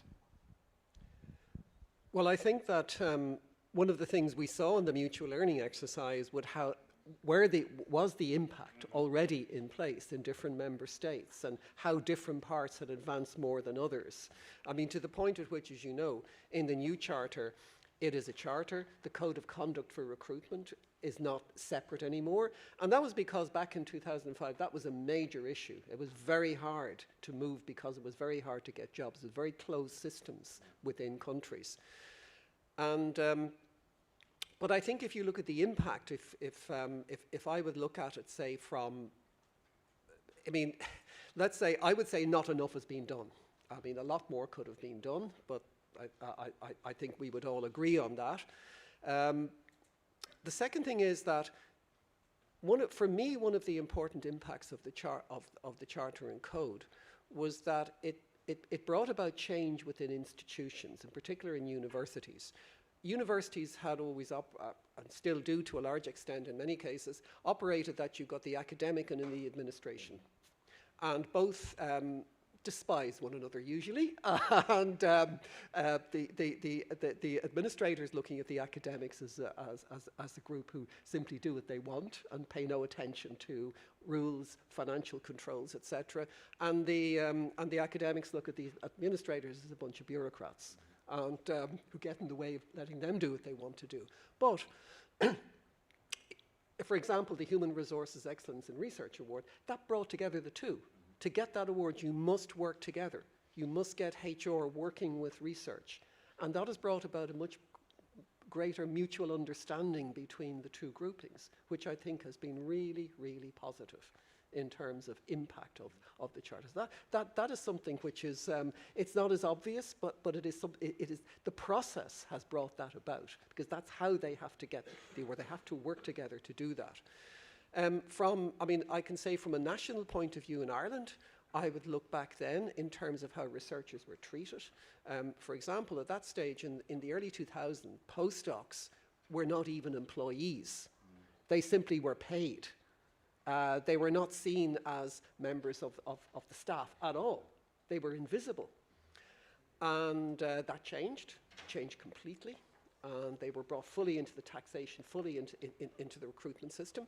The other thing was recruitment, because recruitment was happening at faculty level. The professors would decide who they wanted to pick. They would go to their usual, fairly close network of colleagues and ask them, do you have a good PhD student? I need a postdoc. That was often the way it was done.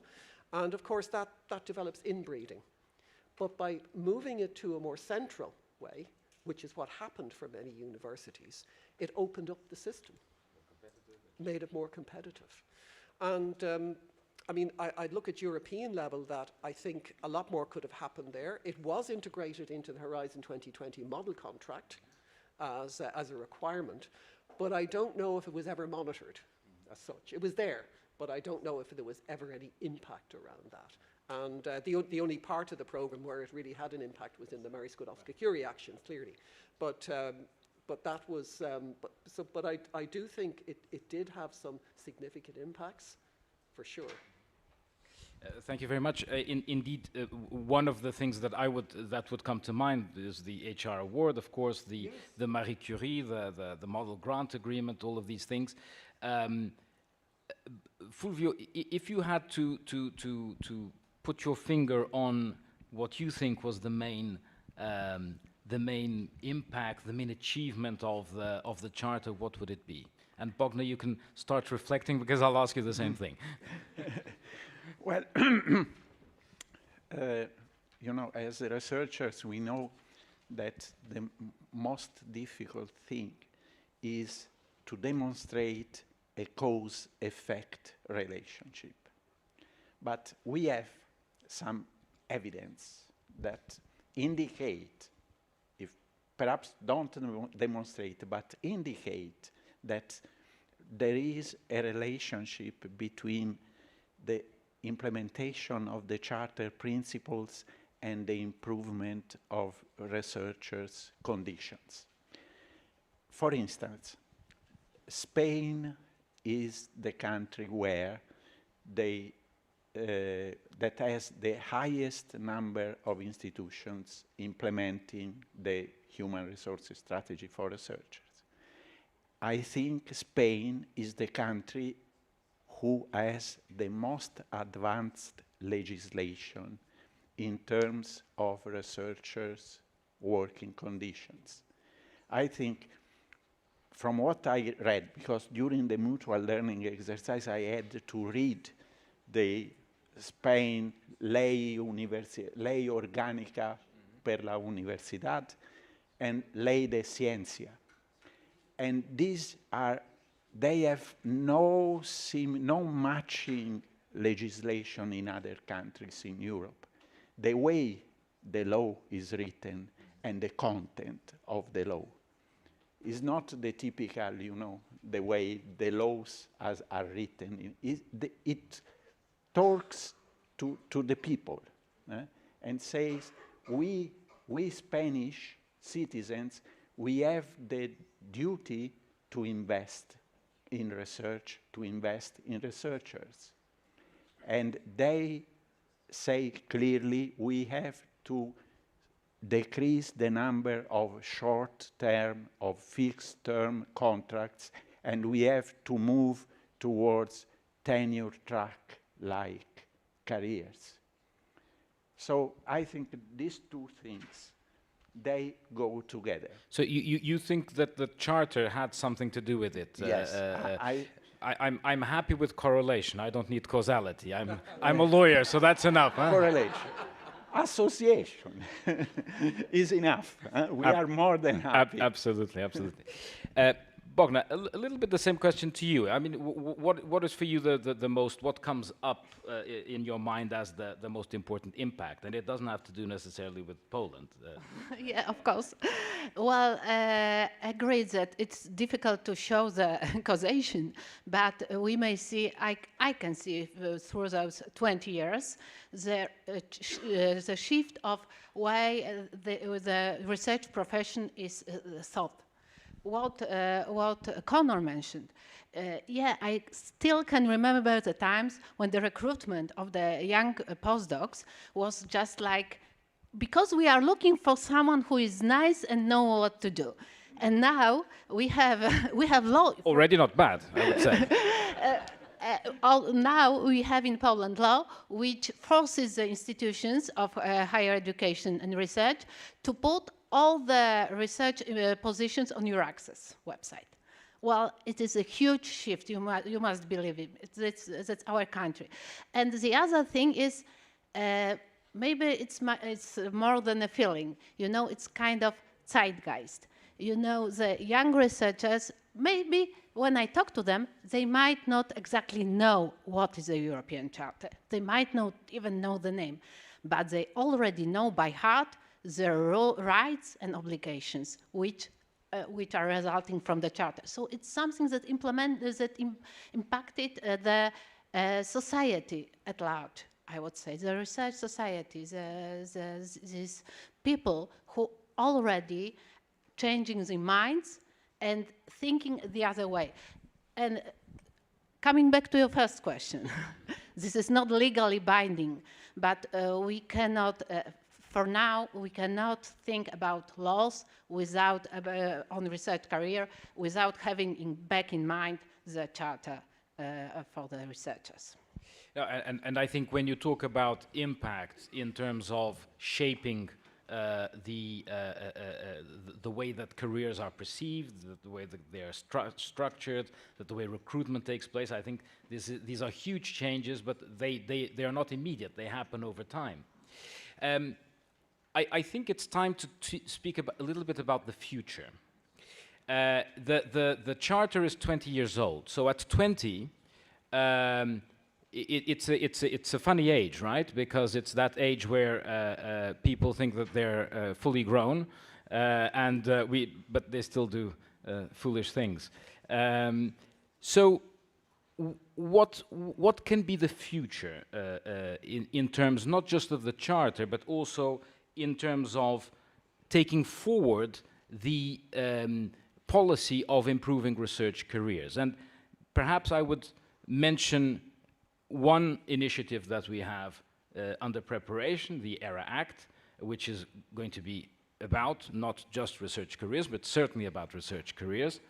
How do you see the next steps, the potential next steps, to take to the next level this journey of 20 years that we have done with the Charter until today? Bogna, perhaps I would start with you. Well, first thing I would see as a challenge, not to sit back and enjoy. You know, our job is not over. We still have to promote Charter. We have to talk about it. We have to talk to the policymakers, politicians, to make them think about it and to remember what is it all about. So this is one thing. The other thing I would mention would be also to promote among the researchers and to remember when we are when we will be reshaping the Charter, to remember about the challenges of today.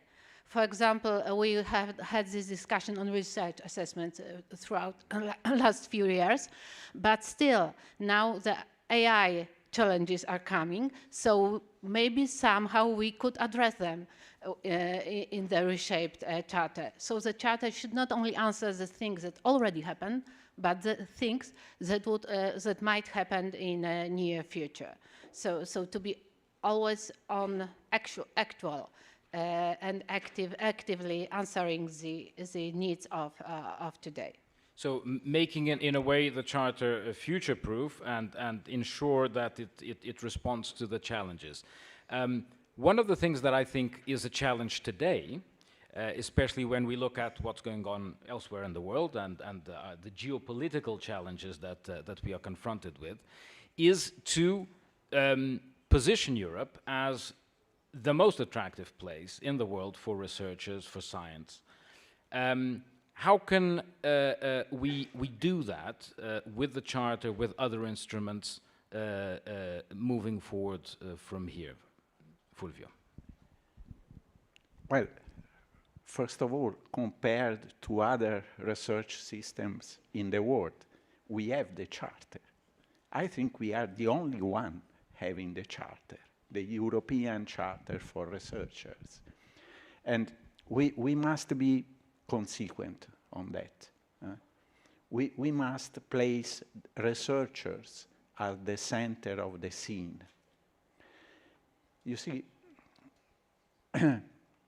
even when we read our documents, when I say our, I mean of the member states, of the Commission, of the Council, the word research is much more frequent than the word researchers. This, I think, is something we have to correct. Because what we want to attract and retain in Europe is not research, is researchers, are the people who perform research. So this we have, and you know, what I don't like is to use other words, for instance, brains, the brain drain, the famous or infamous brain drain. Because Marta was saying the same thing this morning. Researchers, they have their brains, of course, but they are not only brains, they are whole people with their families, with their feelings, with their aspirations, with their happiness and sadness. And we have to consider this researcher is a person. They are not just as sometimes they appear in our documents, also in member states. They are not just the instruments of our research systems. They are the living heart of the research system. And we have to respect this living heart as whole persons, not only as brains.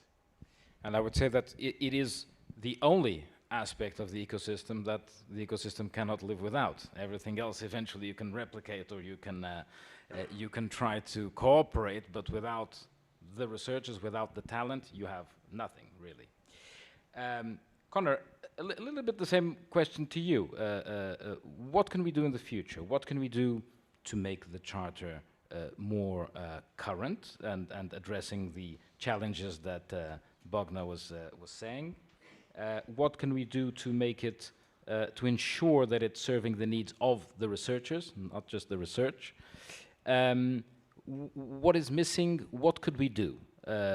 What would you advise Commission, policymakers at national level, institutions? I know it's a big question, but off the top of your head. Off the top of my head. I think the first thing it's important to remember was that the new charter came from the old. And it was because new policies had come in, issues around open science, research integrity, which they were not explicitly there in the old charter, but if you read through it, they were there in spirit, if not in fact. Like it did talk about researchers behaving professionally when they do, behaving responsibly when they do their research. So, but there wasn't a focus, and that's what the new charter gave. And I think it has, I mean, Bogna, made a really valid point around artificial intelligence. But again, you can find things about, researching with integrity, because this is very closely related to artificial intelligence because of the negative impact. Or indeed, I mean, the fact is it can have great positive impacts as well for research. In terms of the future, what I think is that I wouldn't go around changing the charter every few years for that. Yeah. I mean, it was in place for 20 years, and you think about it, it stood the test of time for 20 years. Nobody complained about the content. And if you read the new charter, much of the text is actually copied from the old one because, you know, if it works, don't fix it. In terms of implementation, I do think, and I said this earlier, was that I think the European Commission can play a major role in this, in particular within the framework programme, the next framework programme, by integrating parts of that into the charter, into the programme. The charter itself, making it explicit across all programmes, not just the Marie Skłodowska-Curie actions, of doing things like recognising funding for skills within programmes, of explicitly talking about RM comp, research comp. So, for example, at the moment for the doctoral training networks, you need to have an individual training plan for researchers. Well, the individual training plan should map into the RM comp. It should be used as a tool to develop the individual training plan. So you can see immediately how you can start integrating this. I think it would be very important to get it into that the European Council would adopt this. Because one of the things I've always seen is that the Council funds excellent research and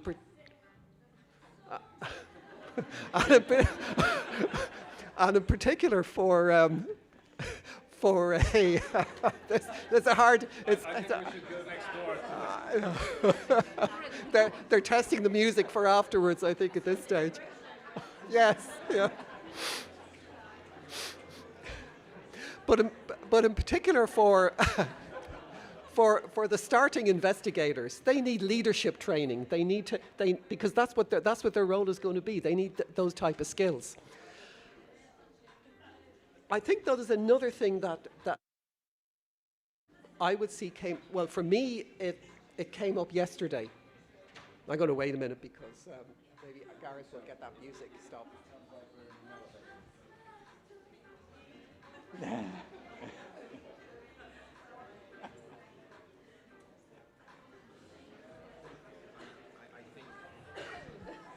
I think there's probably a room where they're waiting for music, and it's just not coming.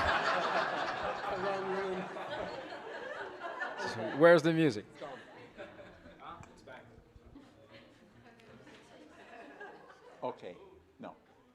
Yes. See? No.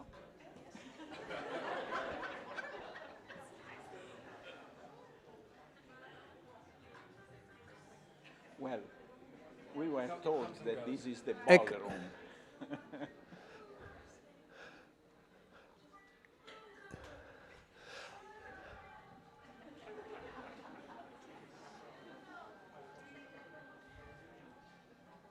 Okay, but let's just focus for a minute, because I want you to think about one thing, and this is something that came up yesterday, and it occurred to me that in the basis, the single market for the free movement of knowledge and people, right? We have focused in the Charter on that. It's always been about the free movement, the people and that. But in the discussions on research freedom yesterday, I think something came to the fore for me, and that was knowledge. Because we don't question knowledge in terms of the quantity.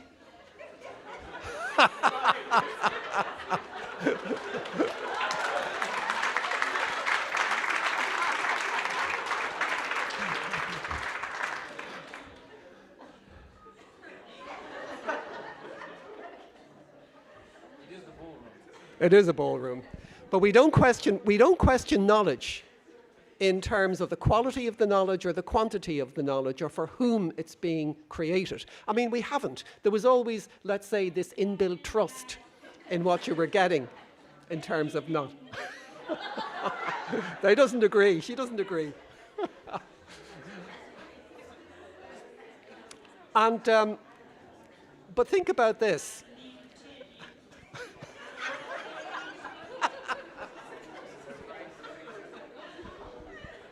Where's it coming from?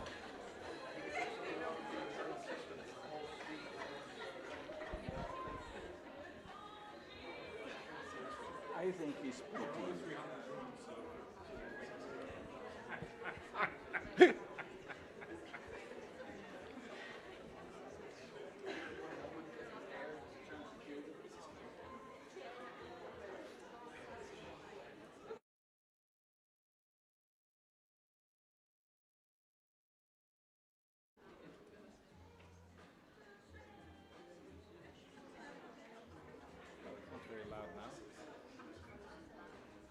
Okay, I will try and continue because we know we have a...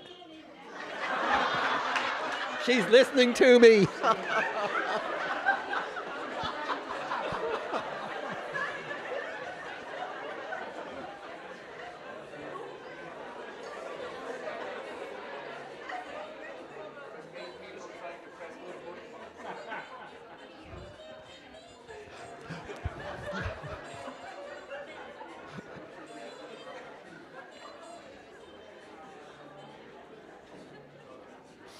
Okay, I'm going to win.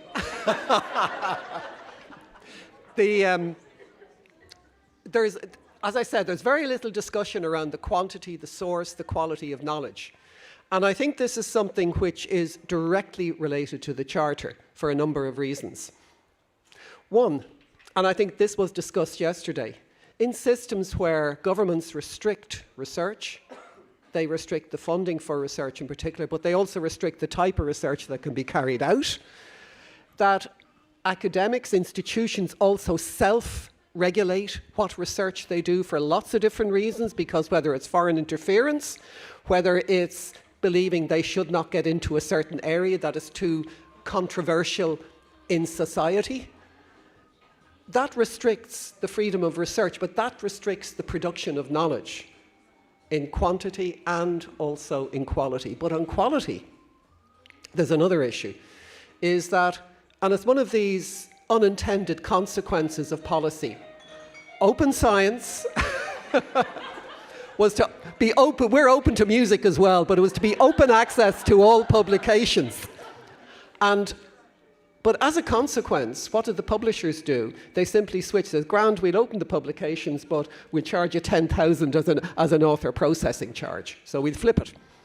And suddenly, a lot of other publishers, the predatory publishers, realize, hey, this is a great business model. Why don't we do this? Why don't we offer to publish articles? I get regular, and I'm sure many of you get regular, invites from the Journal of Dental Science to publish my article within 3 weeks if I pay them €3,500. But remember that in many systems, researchers are under very serious pressure to produce, to publish, because that's how they're measured, that's how they will get a job. And sometimes they resort to this, sometimes they do it consciously, sometimes they don't do it consciously because they don't realize what they're doing. I don't know if you know, but you can buy authorship on a paper in the top tier quality journals. You can, and it goes down as second author, third author, fourth author. You pay more as you go up the tier rank. And these are in high quality journals. Yeah, it can be done. And so all of these things are diluting the quality of research. You dilute the quality of research, you lead to people being able to refer to research of what they would call peer-reviewed research to support their claims in health in areas like that. I mean, we only have to look at the health system in the US at the moment of what's going on. That they refer to so-called peer-reviewed papers, which have been discredited many, many, many years ago. And I think that the Charter has a real role in this, because researchers at their core are there to produce high quality research in high quantity. And a Charter properly implemented, where you reduce precarity on careers, means researchers feel they can be more confident in not having to publish in these type of journals because they don't have to have high volumes of publications. Reformed research assessment can broaden the basis upon which researchers are assessed. So again, they're not being purely measured only by publications. So I think what it means is that we can focus on the knowledge aspect of the single market and ensure that that is robust and stands and becomes attractive for people from abroad, because they'll say, if I go to Europe, I can do trustworthy, high-quality research, as well as all the other things in the Charter. Indeed, thank you very much. And that, again, to me, links with the work that we are doing and will still do in implementing Article 179, the European Research Area, Fifth Freedom, which is precisely, to me, about the free circulation of knowledge, not just researchers, not just information, etc. I think the music is telling us that it's time to proceed to the word cloud. Is that correct, Michele? There is no word cloud? Okay, but there could be questions from the audience. Shall we allow some questions? Oh, yeah, sure. Well, I think the music only helps.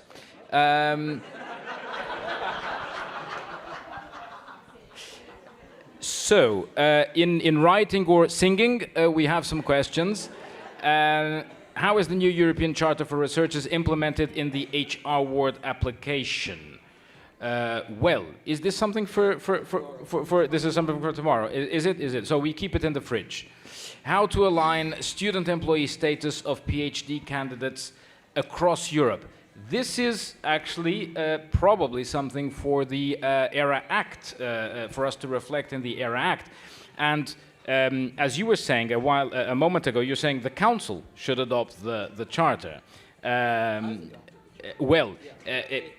As a Council recommendation. But of course, beyond the Charter itself, issues like student employee status of PhD candidates could be something for potentially for legislation. That's something to reflect upon. Who is responsible for adoption of the new European Charter for Researchers in member states? So perhaps Fulvio, Bogna, would you like to take a crack? In my opinion, there is nothing new about the new Charter. The Charter has changed, but as usual, it is a common responsibility of... Now we miss it. Is a common responsibility of researchers, the employers of researchers, both in the public and in the private sector, funding agencies. So the stakeholders of the research process, they are all responsible for adoption of the Charter, as it was before. So everybody's responsible.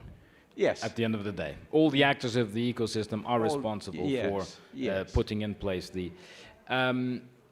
Perhaps going back to the second question, because I think it's an important point. To me, the issue is not so much the status of PhD candidates as such. I think it's the status of researchers in professional terms. Exactly. Bogna, do you want to say something about that? Well, it is still underdone. We have the alliances of research of European universities, who are doing this job. We have Marie Skłodowska-Curie actions, which are also have impact on the PhD doctoral programs and on doctoral candidates to align those roles. But this is it cannot be done just like that. It is a long-term work because each country has its own legislation, its own requirements. So it is difficult to align them just like that. It is an evolution, not a revolution. Indeed, indeed. There's also a question here about whether researchers really see the practical implementation of the principles of the Charter, of course. Fulvio was mentioning a while ago the importance of actually focusing on researchers themselves. We've mentioned already in this conversation several examples about the practical implementation, the practical impact on researchers.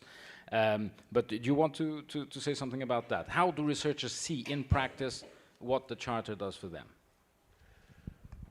I would say to a large extent they don't, in that if you have a room of research and ask them how many of them have heard of the Charter, the Code, very few will put their hand up.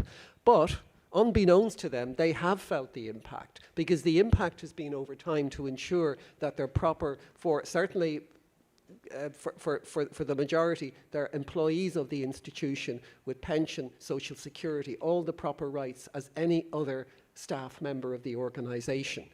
And they are, and that is something which is fundamental and was not there before. So there has been impacts like that, but they may not even recognise them.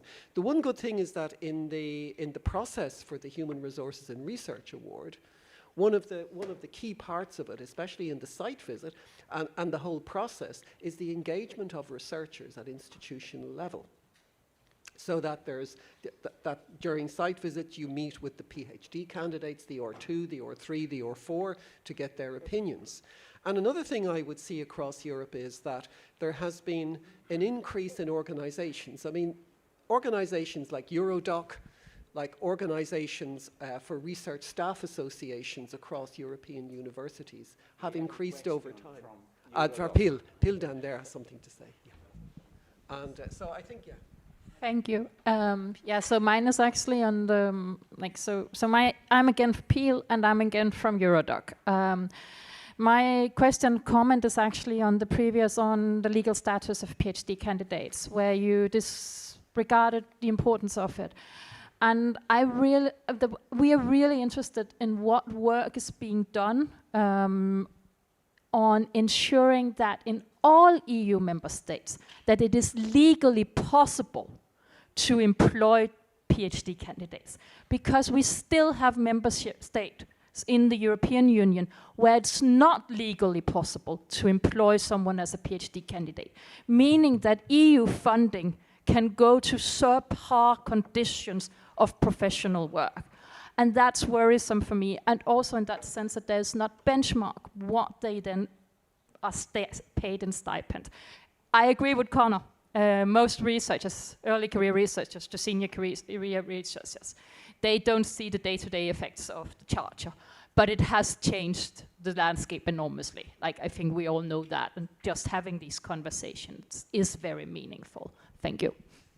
Thank you very much. I didn't mean to disregard your the question, of course, and I think it's a very important and valid point. I think it's also quite complicated to address because it's about the legislations in the member states, and of course it prompts the reflection on what we could do eventually at European level in order to address that. But probably a first step is precisely to understand what is the reality in the member states, what is the legal framework in each of the member states, whether there's any change in that respect, because that has also happened in time. The legal situation in some member states has changed over time, and to have some good benchmarks, some good practices. We have another question? Yes, please. Thank you. I'm Yusuf from Israel, representing the Ministry of Science, Technology, Space, the Outer Space, and so and so. Well, celebrating 20 years of the Charter for Researchers, I think it is done. I mean, to bring it to a baseline of things that are not done, and I think we achieved it. Fostering it, I'm not sure it necessarily fostering excellence. To have the best condition, just, I don't know, because you have to strive for excellence. I think that we are also celebrating, not now, but yeah, about 120 years of what calls the annus mirabilis, of the great invention 120 years ago. What I'm trying to say, I checked the numbers. Those years, Europe produced 500 PhD per year. Now it's over 100,000. What we are doing with that? This is a question for the chef de cabinet, right? For the commissioner. I wrote a white paper about 12 years ago to broaden the definitions from researchers to talents. And finally it works. Same as research to innovation. And it works. I think thinking about the future is about 20 years' time to think about it. And it's two things to think about what we are doing. And especially AI behind us, which is the biggest revolution that occurred. Thank you. Thank you very much for the comment and for the question, which I'm very happy to address. I think your question is very interesting, and it's one that we ask also all the time. We have 2 million researchers in Europe. This is our estimate. We have a fourth of the world's researchers in Europe. What do we do with them? And the answer is that we do a lot with them, but we don't do enough. I give you an example. One of the things that we have to improve is, of course, the interface between science and the market, between science and marketable products. And it is not that we don't have startups, that universities don't have spin-outs. That happens in Europe, even to a greater extent than in the United States. Where we do have shortcomings is in realizing that, bringing that knowledge and that value to the market. To give you one very specific example, one of the difficulties that we have is in scaling up companies. We produce lots of startups. We have a good research commercial interface, if you wish, but in scaling up we have difficulties. So for that reason, we adopted a few months ago a startup and scale-up strategy, and one of the deliverables of that strategy is a scale-up fund, a scale-up Europe fund, which we are constituting right now with private capital. So this is not for public money necessarily to fix. We can't fix everything with public investment and public money. It is about bringing together private investment, private money, and to bringing it into funding and scaling up companies. So this is one example where we need to be able to harness our knowledge in a way and to make the most of our knowledge. So I agree entirely, and this is something that we have to continue working on over the next few years in a very intense way. Perhaps one last question. I think we have time for a teeny tiny last question. And I like the question there at the end. Has anybody asked researchers what they need? Bogna, have you ever asked researchers what they need? Every day. I'm working. And what do they say? Well, anything you can imagine, because the researchers are not the monolith. They are different. They are at different career stage. They are from different domains. So their answers are very, very different, and we need to adapt them as much as possible. Indeed. Fulvio, one last word. I think we need to stop. One last word.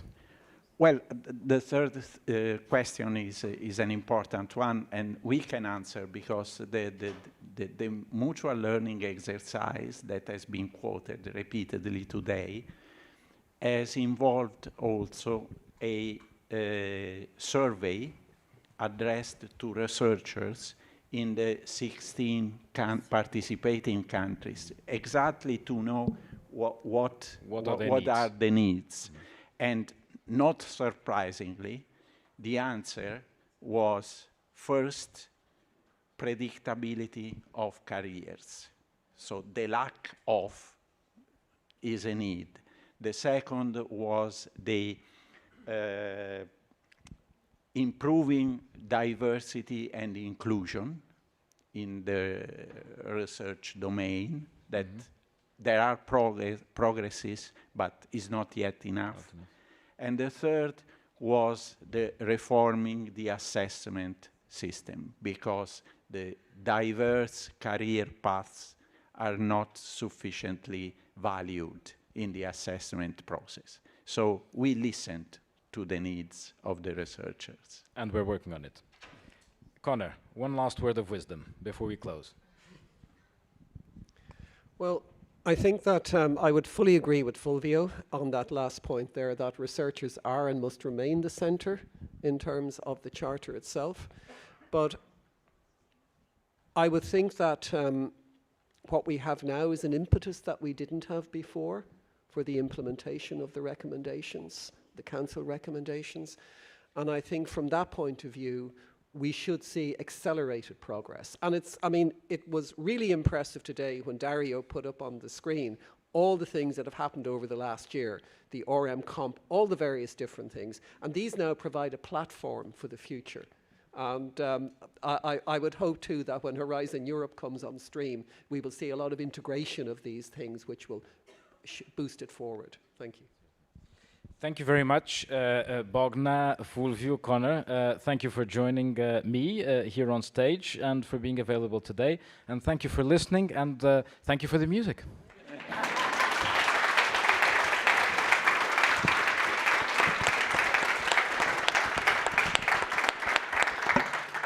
Okay, we come to the close. I'm keeping you from drinks. I'm going to take a couple of small points. So I ask just for a small moment of your time and some of your kinetic energy in the form of claps.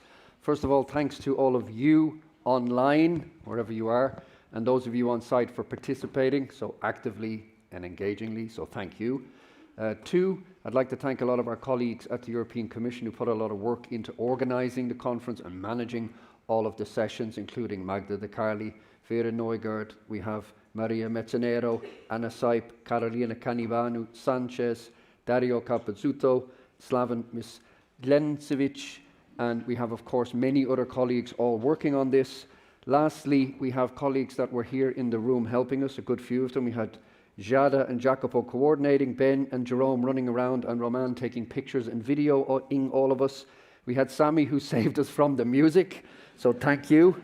Ryan and Emmerich on the desk. We had Marwa, Celine, Elisa, and Lucas lastly on the microphones. So thank you to all of these people who put this together.